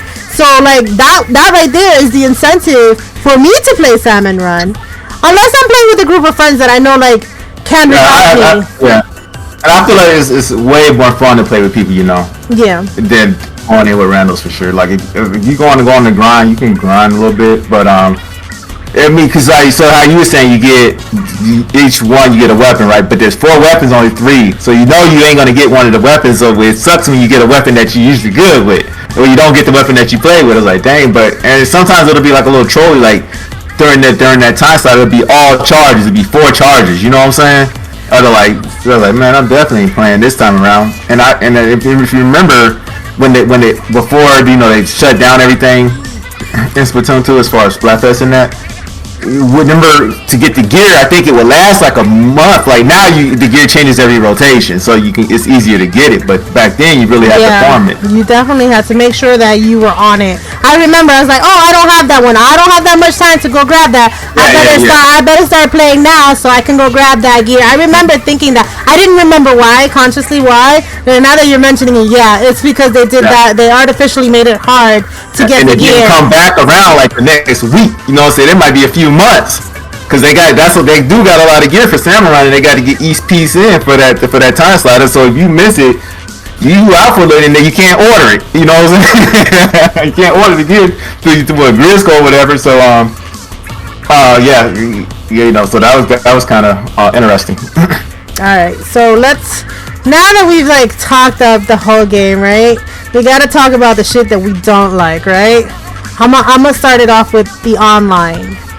Let's start it off with the online for Salmon. That I think they did right? I feel like in Salmon Run, if you lose a person, it scales it down a little bit, right? Because I feel like they know that you're gonna lose a person. Wait, I can't hear you. Say something. Okay. Am I here? Yeah. Okay. Yeah. On my thing. Alright, so in Salmon Run, if you lose a person, they scale it down a little bit. Not a lot. The difficulties get scaled down. I feel like not enough for when you lose a whole person, but it does a little bit. Whereas if you DC a player in Turf, it's not giving you guys a handicap. It's not it. You lost that person, you know for a fact you're losing in Turf. And I think that they need to account for DCs. They need to account for disconnects. Like, they punish the people who disconnect, right? That's what their level of, like, all right, this is our accountability for it. But they're not scaling down the team like, oh, if you ink now, it's worth a little bit more because you're missing a player. Like, I feel like they need to difficulty scale. Like, it's not hard, right? Scale it up. They might do that. Because in Smash, I think they started, used to be when a person DC'd, the whole game would drop out. But now it puts the CPU in the spot. Maybe something like that can be done in 3, hopefully. Just throw a CPU in there. Yeah, that's what happens in Mario Golf now, too, because that used to, when people used to DC to crash the whole jump. Now when somebody DCs, it just puts the NPC in their spot. So hopefully that might be something that they're onto. Let's hope so, because that's a killer when you're playing it, and you're playing a good match, and you're, like, winning, and then boom, DC. Especially at the last minute, like what? If you don't know the DC happened, like how the hell did we lose that game? Oh, DC.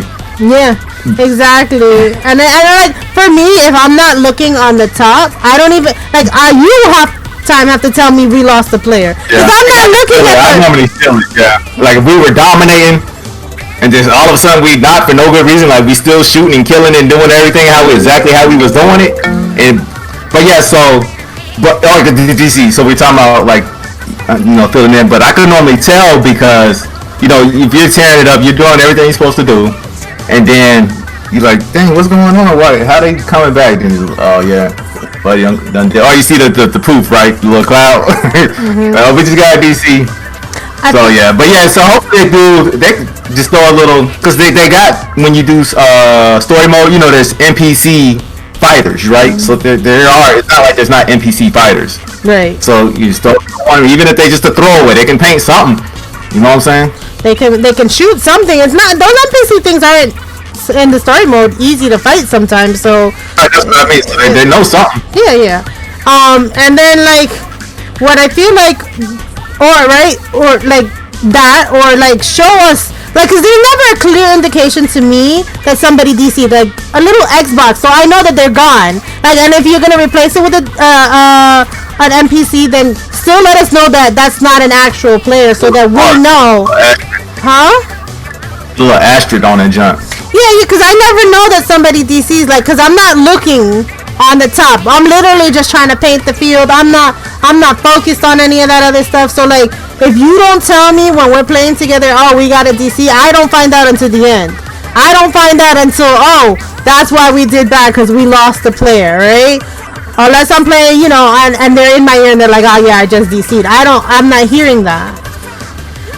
So I think some kind of form to let us know, one, that a player is gone. If they, I like your idea of putting a robot player in. Like, even though nobody wants to play in a field of robots, you don't want to be losing after you were winning so hard. Huh? Yeah, you don't want to have the robot, because that's another thing that sucks with rank. Like, if you're like, some of the matches I lose, like, oh, we were going to win, but we just got a DC. You know what I mean? It's like, man, we were really, especially in rank, it's so annoying. So I would definitely want like a bot in rank where you're trying to level up and avoid all those cracks. Well, I don't think they crack you. They don't crack you when you DC. If it's less than 2 minutes, they'll if you have a DC with less. Well, I think a minute now, because there's been some times where I've like had 2 minutes and they still didn't crack me, and I know I was supposed to get a crack.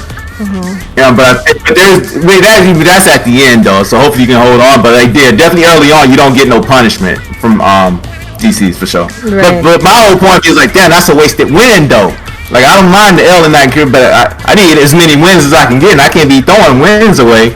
So I was like, man, that could have been like extra juice for the tank. Right. I don't see them doing it in rank only because it's ranked.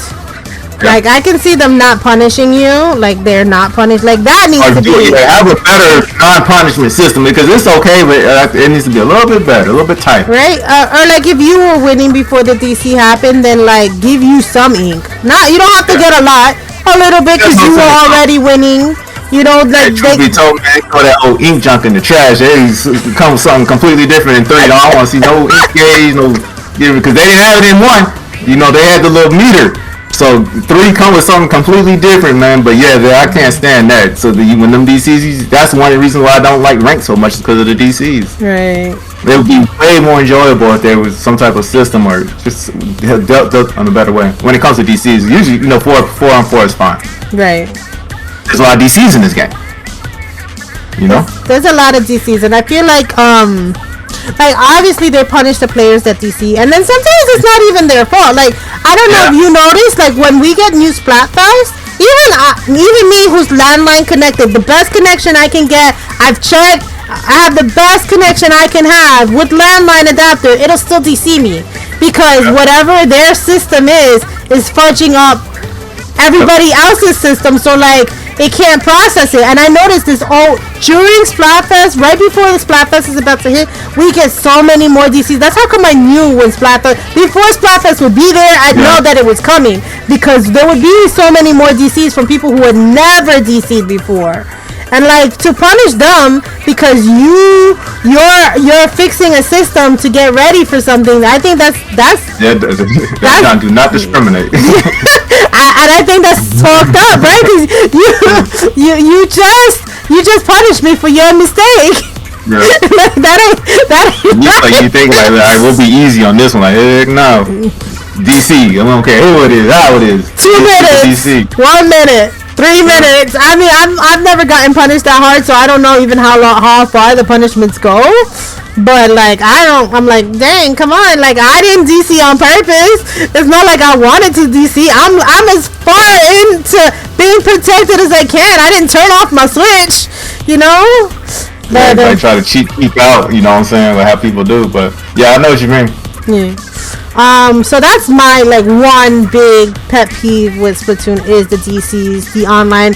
I feel like I play online games that aren't Nintendo, and I think it's a Nintendo first party problem. Oh yeah, definitely. Because we play games that we never DC'd in. 100%. You think you would be DC from nine parchments more than a third indie game, right? Right. An indie game, yeah. We had a stable connection throughout that whole time. Yeah, or you think you would that would be the issue. Like, oh, see, we understand this is indie. They don't understand the ins and outs of making a game on the heck. No, it's like Nintendo don't want. But to be fair, Nintendo did go to PlayStation and Xbox when they first launched their online services because they didn't know how to do it. Mm-hmm. So they had to go get advice. So then they still don't know how to do it. They just need to get people that know how to do it. Hire the right people, right? Pay somebody to do it. Like, look, what was it? PlayStation went to Microsoft to build their one of their infrastructures. Yeah. Do what you gotta do. Do what you gotta do because it sucks that first party. It's always the first party games that I have the most problem with than the third party games, and I don't know why. They're just like garbage. Mm-hmm. I wonder how that Mario Party gonna be coming out online play. God. So, alright, my big pet peeve. Now, what's your biggest pet peeve with Splatoon, if you have one? My biggest one would just be, once again, the strict controls on it, not being able to, like, really just pick stages. That's probably my big one. Frank, that's okay, but that don't get me too bad because that's an individual thing. Like, it would be bothered me more if like we were doing team stuff in that kind of thing. Mm-hmm. It was an issue, but the rank don't bother. That's just that's an individual issue. But yeah, just how tight it is with the stage selection is just you can get some bad rotations going. You be wanting to play Splatoon, but then like the stages ain't hitting right. I mean, that's happened to me a couple times, and that's when I'll just go ahead and like, well, is Grisco open, and I go Grisco, and if that's closed, you really can't really do much. Mess around in turf or something, you know what I'm saying? But that's about it. Mm-hmm. So yeah, that'll be my big thing, because I mean, it's other than that, it's solid, pretty solid game. Yeah. I know, like, I know you didn't see it, but I had one time where Piranha Pit and Moray Towers. I was like, I was like, shit, do I still want to play the game? I kind of do, but I kind of don't. That's going to show you like just how contrasting like it is. Cause, like I'm pretty sure I'm like the exact same like feeling of like not wanting to play the stage. Like, cause I might even play Moray for like one stage, right, of that round. Then I was like, okay, this is why I don't like it. I'm out. You know what I'm saying? This is why I didn't even. Well, okay, I get it. Cause sometimes I forget why I don't like it, right? Let me play the jump real quick. Oh yeah, that's right. You got to fall all the way down after you get killed and then get killed right again. That's why I don't like it. Now we're gonna talk about what you just brought up a fair point about tournaments. And I'll let you start off with the tournaments, and then I'll piggyback on a lot of the stuff you have to say about it. Yeah, I liked what they did with the tournaments, right? So as far as like competitive, so in game, it's like the Splatfest thing, right? That's like your most competitive in game. You don't have to go to an outside situation. All right, but then now and Nintendo did these. There's Nintendo ones and then there's non-officials. But let me do Nintendo first. Right. So Nintendo had tournaments, right? And sprinkled throughout the course of Splatoon. So from 2017, just little stuff, right? Little tournaments. But luckily, like when we started playing together, they were more common. And you had to go to an outside source. We had to get on Battlefly, sign up officially, and then you're playing against everybody, right? I mean, you're really playing against everybody. You got your team going. It kind of creates a new life, a new spirit, a new angle for Splatoon, right? So you're used to playing, oh man, we're Frank, and we do this and do that, but now you got a team, y'all practicing together. That's part of it, the atmosphere. Got team practices going. You're getting ready for tournaments, and then you do your first tournament, you place, and then you do your next tournament. Oh, we did better. All right, we got to work on this, and then you so on and so forth, right? But the tournaments, I think, are really great for the atmosphere of the game because, especially the Nintendo official ones, because you can you win little Nintendo stuff, and it shows Nintendo like kind of cares in a way, and then you got your non ones like where you can go like weeklies or Ink Up. What was it?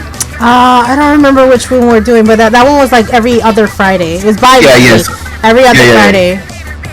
And then it keeps the competitive like going in that way too. Like you can like do good there. You might be on the stream. It just creates this another avenue to enjoy the game, in my opinion, the tournaments. Yeah, And I mean, to me, when you play competitively, some people think that's when the game comes alive. I mean, it did. I'm not gonna lie. Like when we started, I don't remember who was it who initiated. Like, oh, because I thought, all right, when I now this was my, and I know you know this story. When we joined up in a team, I thought, oh, okay, this was just so that we can start playing in league and we'll just start playing together more. I really thought that was like the nature of our team until everybody was like, hey, you know there's tournaments. I'm like, nah, no, I didn't. What is this? And you know what? You would see them on Nintendo's newsfeed, right? I would see them, and I wouldn't know what they were. Like, I didn't know that was what that was or how to get to it because we weren't teamed up. We didn't have I didn't have that outside relationship with anybody outside of Splatoon that knew about the competitive scene, right? Because it was only when you stepped in that I learned about the competitive scene completely. Like, I didn't know. Like, I'm talking esports earlier. Like, then I would have known. Like, if it was an officially done at or official esport, that's all I knew about. I didn't know that we had something as close to esports as we're gonna probably get with Splatoon, unless they fix the infrastructure. And so, like, when we started doing the tournaments, I was like, yo, this is great. This, like, it brings a sense of, like, unity to the team. And then, like, we definitely got dogged our first one, right? Our first one out. We relate to the game and we didn't get going. I mean, you got to think these teams have been around since 2017. Right. So, I think, we definitely got washed, coming in, but with that said, there was improvements and like we didn't stay stagnant. No, we got so much better. Like, I feel like even our last tournament where we were like half team, we weren't even a full team. We were like 3 of us and we were 1 extra player. Yeah. We still did really, really good from when we had never come as a unit. Like, learning to play as a unit. Like, playing as a unit on game and playing as a unit as a real unit and competitive, those are 2 different spectrums, right? Like, you can play competitively in game and then you're fine, even in league. But it's a different horse when you're going to an outside source to play competitively. Because you got to create the meetups, you got to create the rooms in the private battles, you got to lock these rooms down, you got to follow a set of rules, you got to agree to... Like, you can lose 2 matches. It's the whole situation, and and then then you don't know who you're really playing against, how you're going to be matched. You're like, we're like checking hours and stuff. We're trying to get any intel we could. Like, beating teams we should have lost to and stuff like that. I think especially towards the end we were coming along because I do remember like a couple specific games where I don't think we were better than the other team. We just out-strategized them. One was when we did really good during the turf war one. Because, that's your jam. And, I was like, just hold the line here. Don't even paint up. I was like, just paint to this line, and that's going to be percentage-wise. And then just don't let them get behind our line. Just keep killing them at that line. And don't even push to their grade because some people like to push like that might get us in some trouble because it was that big stage where it was the hotel. Yeah, I remember it was the hotel one, the one that I don't like to jump, and you were like, just don't pass the grades. Just don't let them pass the grades. You two stay, 2 of you stay here, and 2 of us will stay here. We don't let them out. Yeah. They'll have to stay stuck in that spot. As long as we don't let them out, we're good. Yeah. And that was the strategy you used, and it like totally worked. And I think that brings up the point where you like it's just 2 different animals, 2 different beasts, right? You play in a different way when you playing like with tournaments and stuff, and then you can only lose 2 times, so it means more. It puts a lot of we going in there like I like that feeling like that competitive. Like we play for fun a lot. We play for fun most of our time, but it's another feeling to play the game when it's like. And we ain't even trying to win now. We're just trying to see what we can do. Like, hey, let's just see what we can do. Just see how far we can get. Like, we don't ever anticipate we're gonna like win, but like, I feel like, that's got me pretty hyped for Splatoon 3, though. I ain't gonna lie. So, I think since everybody be coming in fresh in Splatoon 3, you know, you gotta see what the tournament, because it'll be different, because just the medal will be different and all that. So it's just, I mean, you know, rollers might be top tier, you know. But another point I wanted to bring up too was like, when you're doing tournaments, right? So there's the tournaments, right? So you sign up, you go through Battlefly, you go through that, but there's the pre-tournament process. You know, there's the part where you're interviewing people for your team, right? We went through some crazy interviews, right?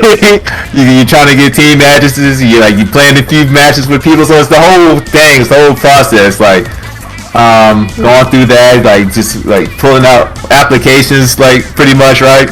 Yeah. And so it's the whole thing. Met some cool people, and yeah, it's very interesting. And making sure they fit your team, right? Because people can play really well, but they just don't fit the atmosphere of your team. And that too, right, in itself, like, you can be a great player, but if you don't fit the atmosphere of the team that's already existing, like, it ain't gonna work. You could be great, but like, you're great. Like, I remember meeting some people in the booking process for people, the great players, right? Better than me. Right. I know they were better than me, but like, they were just aggressive. Yeah, they didn't fit our dynamic well, and like, even like, they're great players. Now, I was never gonna knock that they were great players. They just didn't fit our stand. You know, what we were trying to create as a team. And then I like every team is different. Like, some teams have different goals for their team. Some teams have more members in their team. Yeah, that's true. So like and I love that. Like, when you saw a team, like, remember that team that was all named Soup? Like, you see little neat stuff like that, and that's one thing I like about the tournaments. You just see like little neat stuff that you would never thought of, you know? Right. And you know, the tournament is another light into the game, another way to enjoy the game, right? So you got Splatoon 2 with everything we talked about, and then you good on that too. You can do this too over here. We got the tournament stuff too. Try to see, and then when Nintendo does it, I think it's kind of a more lighthearted thing, because like when you go to the non-Nintendo ones, they're a little more serious, I feel. You know, people are really playing for bragging, right? Whatever they're playing for, right? They're like, we're the number one team, so a little more serious on that side. But even if you just want to enjoy the lighthearted side of it, Nintendo has their official tournaments, right? And then you can win your little coins or whatever. They're giving eShop cards. It's usually the grand prize. That's what it was, right? Yeah, it's eShop cards is usually the grand prize of it.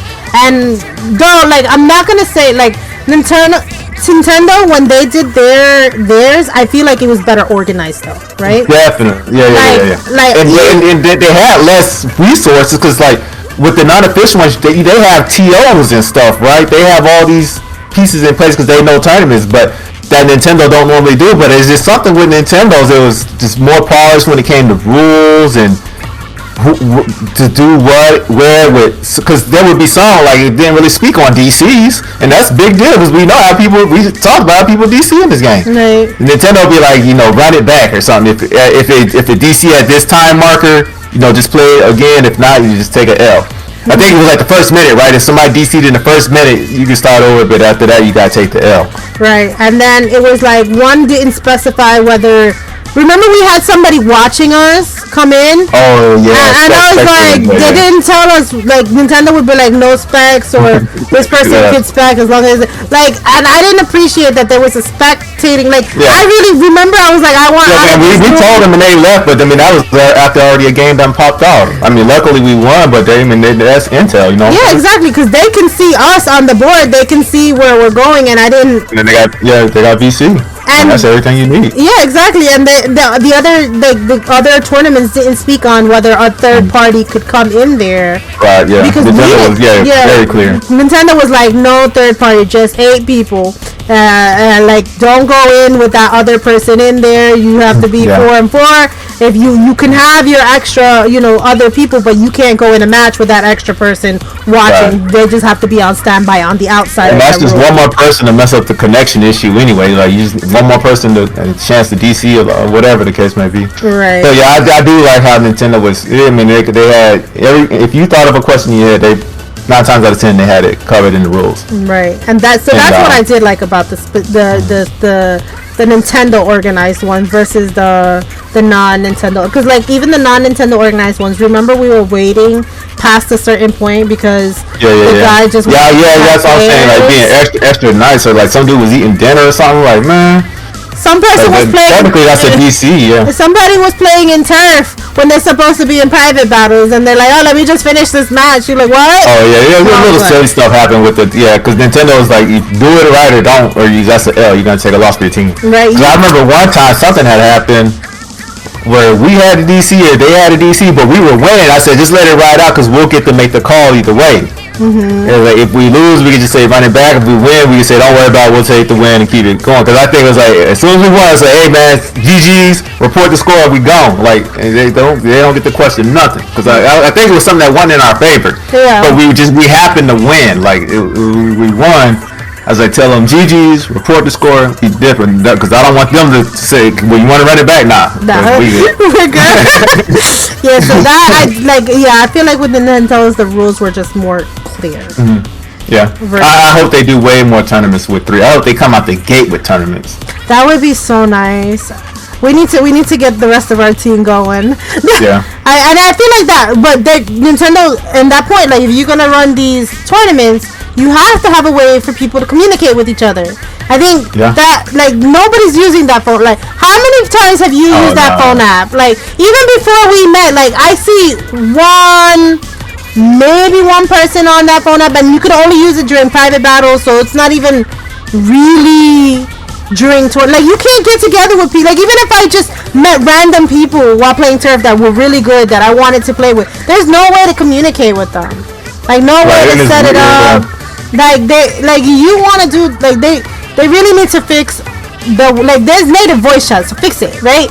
Make it parental control it the way you can, like the way I suggested earlier, but like use the native voice chat. That's what it's there for. Like, it's in your system already. Fortnite is using it. Obviously, it's there. So yeah, that's what I was about to bring up Fortnite. Yeah. So I mean, and it's super simple to use in Fortnite. So yeah, so it's already there. The system's in place. Just use it. Obviously, parental control. Like the parents, if you don't want your kids to hear or speak to the people outside, then you do that on the app. There's an app for that. You link the app to your Switch. If you don't give a shit, then we just play our game with native voice chat. You know what I'm saying? Like, I don't think that would create more. I think for me, that would either create more unity or it might create more shit talking. But then you could always mute somebody, right? Yeah, block and mute, all that. Because you do that anyway, right? We block and mute people anyway. Okay, that right there is one point that I do want to get to with the Splatoon one. Splatoon doesn't have a way to block in-game. You have to go outside the game, risk DCing yourself to block a player. Like, you can report them in the app if you wanted to, but to block them... I hate that you got to use the phone app to report. There's got to be you need to do all that within, because some people don't know that you can report like that, or if you don't have the phone app, because some people do need to be reported. I've seen like just having some inappropriate names and stuff, and they need to people mess like the game's been hacked before, but to go to the app to report, it's like no, that's got to be in game as well. Yeah. They need to put that in game. Like, I want to be able to block the people in game because there's some people that sit there and squid party. I don't want to be a part of a squid party team. Like I was streaming one day and there were just a bunch of, we didn't have enough to go into PBs, but it was just frustrating me so much. And like, we left the room and then we came back. We ended up back in that same lobby with the squid bagger. I was like, fudge my life. Like, I was like, I want to let 2 minutes go by just so I don't have to deal with these people, because I blocked them, but it didn't automatically block them. It didn't remove me from the situation. Like, it kept me in that lobby, and I was like, nah, once I blocked them, remove me from the situation. If you don't want to remove them from the situation, remove me from that situation, right? Pair me up, random me up with another team, and I blocked them, and I was sat back into the same room. Like, that's some questionable crap that, like, they need to fix. Like, if I block them from my Switch, I blocked them for a reason. Please do not put me back in that room with those same idiots, because they're not playing right. Yeah. They gotta work on that. Because it's in a game popular like Splatoon, or online game, it's easy to get around people you don't want to be around. So, they gotta up the ante on that. Just getting away from those people. Any multiplayer game, really, though. I mean, you play Fortnite or anything, you're like, man, you get around a group, you're just trying to escape, and you just can't escape them sometimes. Yeah, but I feel like other games have it right where that you could just block them in game. Like, Yeah, that's right. Yeah, that's what I'm saying. Yeah. You don't have to go to the Nintendo's user interface, like Yep, go to right. like 3-step process to like block a player. Remember their in-game name to block them. Imagine if their in-game name wasn't their actual Switch name. Because I've played games where their in-game name isn't their Switch name, so I don't know who the hell I want to block. So like something. At least Splatoon with that, the in-game name is what their Switch name is. But other games it's not, and I'm like, dang. I want to be able to get rid of this person so bad. All right, I think that was it. I don't know. You don't have anything else to add about the tournaments, right? Yeah, I think we hit it pretty good. but yeah, that's my big thing. I mean, I ain't gonna get into my little fanboy mode about the job, but yeah, I'm gonna keep it easy. It's a review video. I'm trying to be biased. All right, well, with that, since we're like coming up on the end, time to actually give it a score. So we do from 1 to 5. 5 obviously being the best and 1 being the worst. What would you review? What would you score Splatoon overall? Yeah, I always have everybody else go first. Let me see here. Alright, look. First thing first. Alright, I've always been a big Splatoon fan. I remember when this with the Wii U, because I had a Wii U. I've always been a big Splatoon fan. When they announced it at that Nintendo Direct with the Wii U, I already knew. I was like, wow, this is gonna be a big hit for a game. Because the Wii U was kind of like in a weird space, but when I saw Splatoon, I was, wow, this game's gonna be it for me. Like, oh, this is dope. Because I know when it came out, some people were confused about it. Like, huh, what is this? A shooter? A painting? Huh? Like, you know how people like it's for kids, that kind of thing. Right. But I was like, nah, man, this that game right here. And then it was when it first came out and I played it, was everything I thought it would be. It's like, oh yeah, this is it. This is fun. The movement. So with that said, I'm a big Splatoon fan from the beginning, before with the pre-orders of the first one all the way through 2. And then so, man, this is 5 out of 5 game, man. Don't play yourself. This is 5 out of 5, man. They got the knocks to get it, but don't play yourself and say this junk ain't 5 out of 5. You know what I'm saying? This 5 out of 5 game is polished. The game polished now. You know, got good music, good stages. Even like you like, oh, well, you just said all this negative stuff. Why is he not 4 and 5 out of 5? Nah, man. Those are the little, man, those things are so overlookable in my opinion. Like, you can get past them. This is a 5 out of 5 game. It's got the Nintendo polish, right? Outside of that Wi-Fi, right? That's the downside. We all know, but that's across all their games. That, you know, you get rid of that. It's got the Nintendo polish. The colors are popping. You know, it's got like a good scene behind it. You know, good scene. Good when you're playing with your people. We always have a ball playing this, especially when we get a big group together. It does everything a game's supposed to do, and we've been playing it since 2017. We kind of just relaxed on it just because we playing other games. Right. But I mean, people still buying the game. It's sold pretty well for it to be a new IP. It's already about to have its 3rd game in 2021. No, 2022. Yeah, 2022. We're always on the 3rd game, 3rd iteration. 5 out of 5 game. Don't play yourself. I'm just saying. All right. Well, I'm about to play myself. It's not a fun.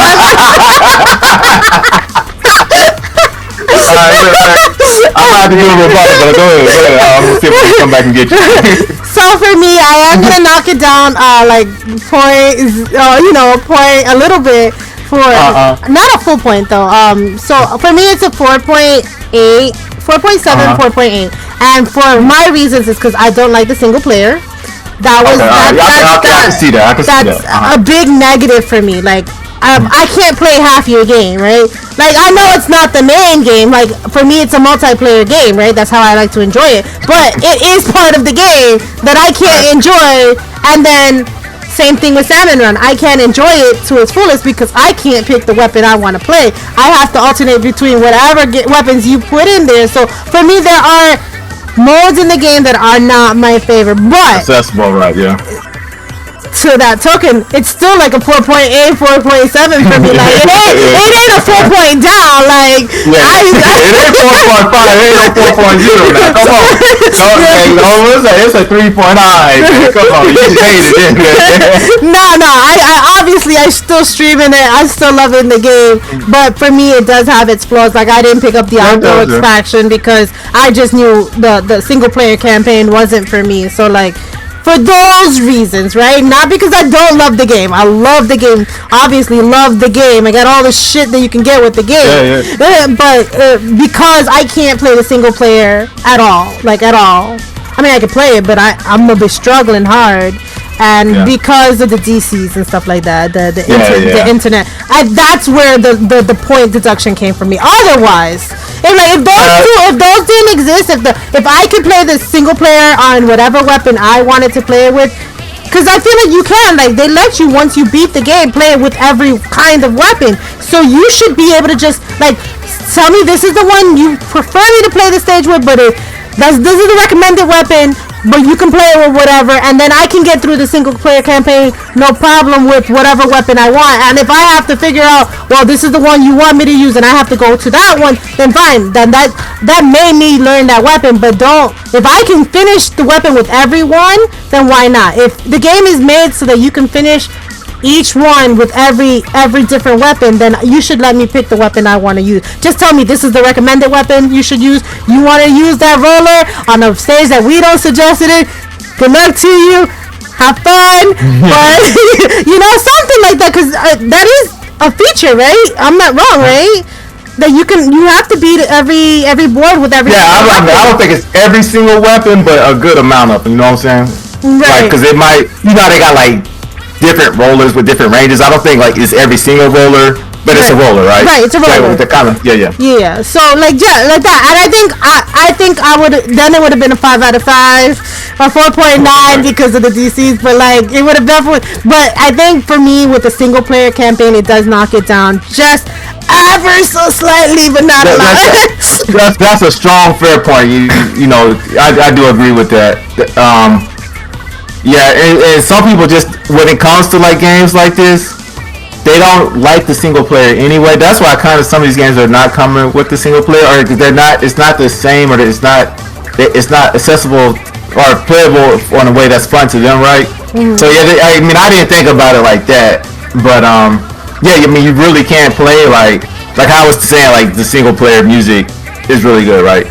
But some of that's not in the multiplayer, and then if you don't play the single player, you never get to experience that. So I can see like knocking a point because you don't even get to like have fun with the music. Right. You know what I mean? Which is like a big part to me. Yeah. That Splatoon, besides the outfits, the music is like the next best thing that they got. Like the music is on point in the game. Like you hear it with the Splatfest, you hear it in the stages, but I don't get to experience it. And they don't have like a music box feature that I can think of. I could be wrong. No, they don't. No, I'm YouTube for me, so hey. Alright, so then there's not even an in-game music box feature, so there's that. Like you don't, like me, I don't, like even though I had to like power through the single campaign, I don't get to experience the music ever again. You know what I'm saying? So like that those were my. I mean, I know you wanted to come back hard, but like those were my. No, they points. So I think that's it for this review. Unless you have anything else you want to add. No, that's it, man. I'm gonna leave it like that. It's a good game. 3 on the way. We had a good time with 2. You know what I'm saying? Especially, all right. So it came out 2017. We really didn't start playing till 2019. Together? Yeah. Together 2020. Because that's 2020. Oh yeah, I don't know why I said 20. Yeah, 2020. Yeah. You gotta think the game had already been out. What, 2-3 years, and when we got it, we were playing it like it was new. So the game got legs, it got wheels, it lasts. So I mean, that in itself shows you know, games like that, Mario Kart, that stand, even like people like, I'm tired of Mario Kart, then they'll go and play it every now and again. So I'm gonna stand by mine. It's definitely like people are still picking it up now, right? I'm still getting brand new people to the game, so there's still people picking up the game. I think not too many more anymore because now Splatoon 3 is announced. Yeah, it's gonna be so hype next year, man. I'm so looking forward to it. But that'll be a conversation for the next game that comes out. Hopefully, we'll do it a lot sooner than how many years later. A review for this. But that's why I brought up like how when it came out, like that's what. And then we got Splatoon 3 coming out, so it's kind of like a good ending, even though they had the last special. Like we're really about to start winding down to be an end for Splatoon 2. I think it's a good time to do the review. Everybody knows Splatoon 3 is coming out. Pretty much, I'm counting next summer. I'm thinking July is going to come out. I think June or July. This is a good review point, I think. You know, we got everything. Man, we really squeezed the limits out of this game. We really got it. We got all the amount of good. Nah, we're still getting the amount of good. It's not like it's done. We're not done playing it. We're just, you know, we got the fully. And that's the one thing that I will give, like doing a review so late in the game, is that you did see everything. You saw all the good. You saw all the bad. You went through all the whatever tweaking they were doing to it to know, like, all right, this is how the game ends. And now I know, like, I can say honest opinion. This was what's wrong with it. This is what's great about it. Yep. So yeah. All right. So we are gonna let you give us your exit ticket and where to find you and how. Oh, there's my laptop. Yeah. All right. Yeah, man. LazzyJames, Marz. Check me out in the description. I'm on Twitter and stuff. Look, I hang around gamers, so you know, I'm in gamers Discord. I hang there. You know, I'm not hard to find. Just hit me up. Play some games together. Multiplayer games. Let's go. There you go. All right. So it was a pleasure having him. Thank you guys for watching. Happy gaming. Bye.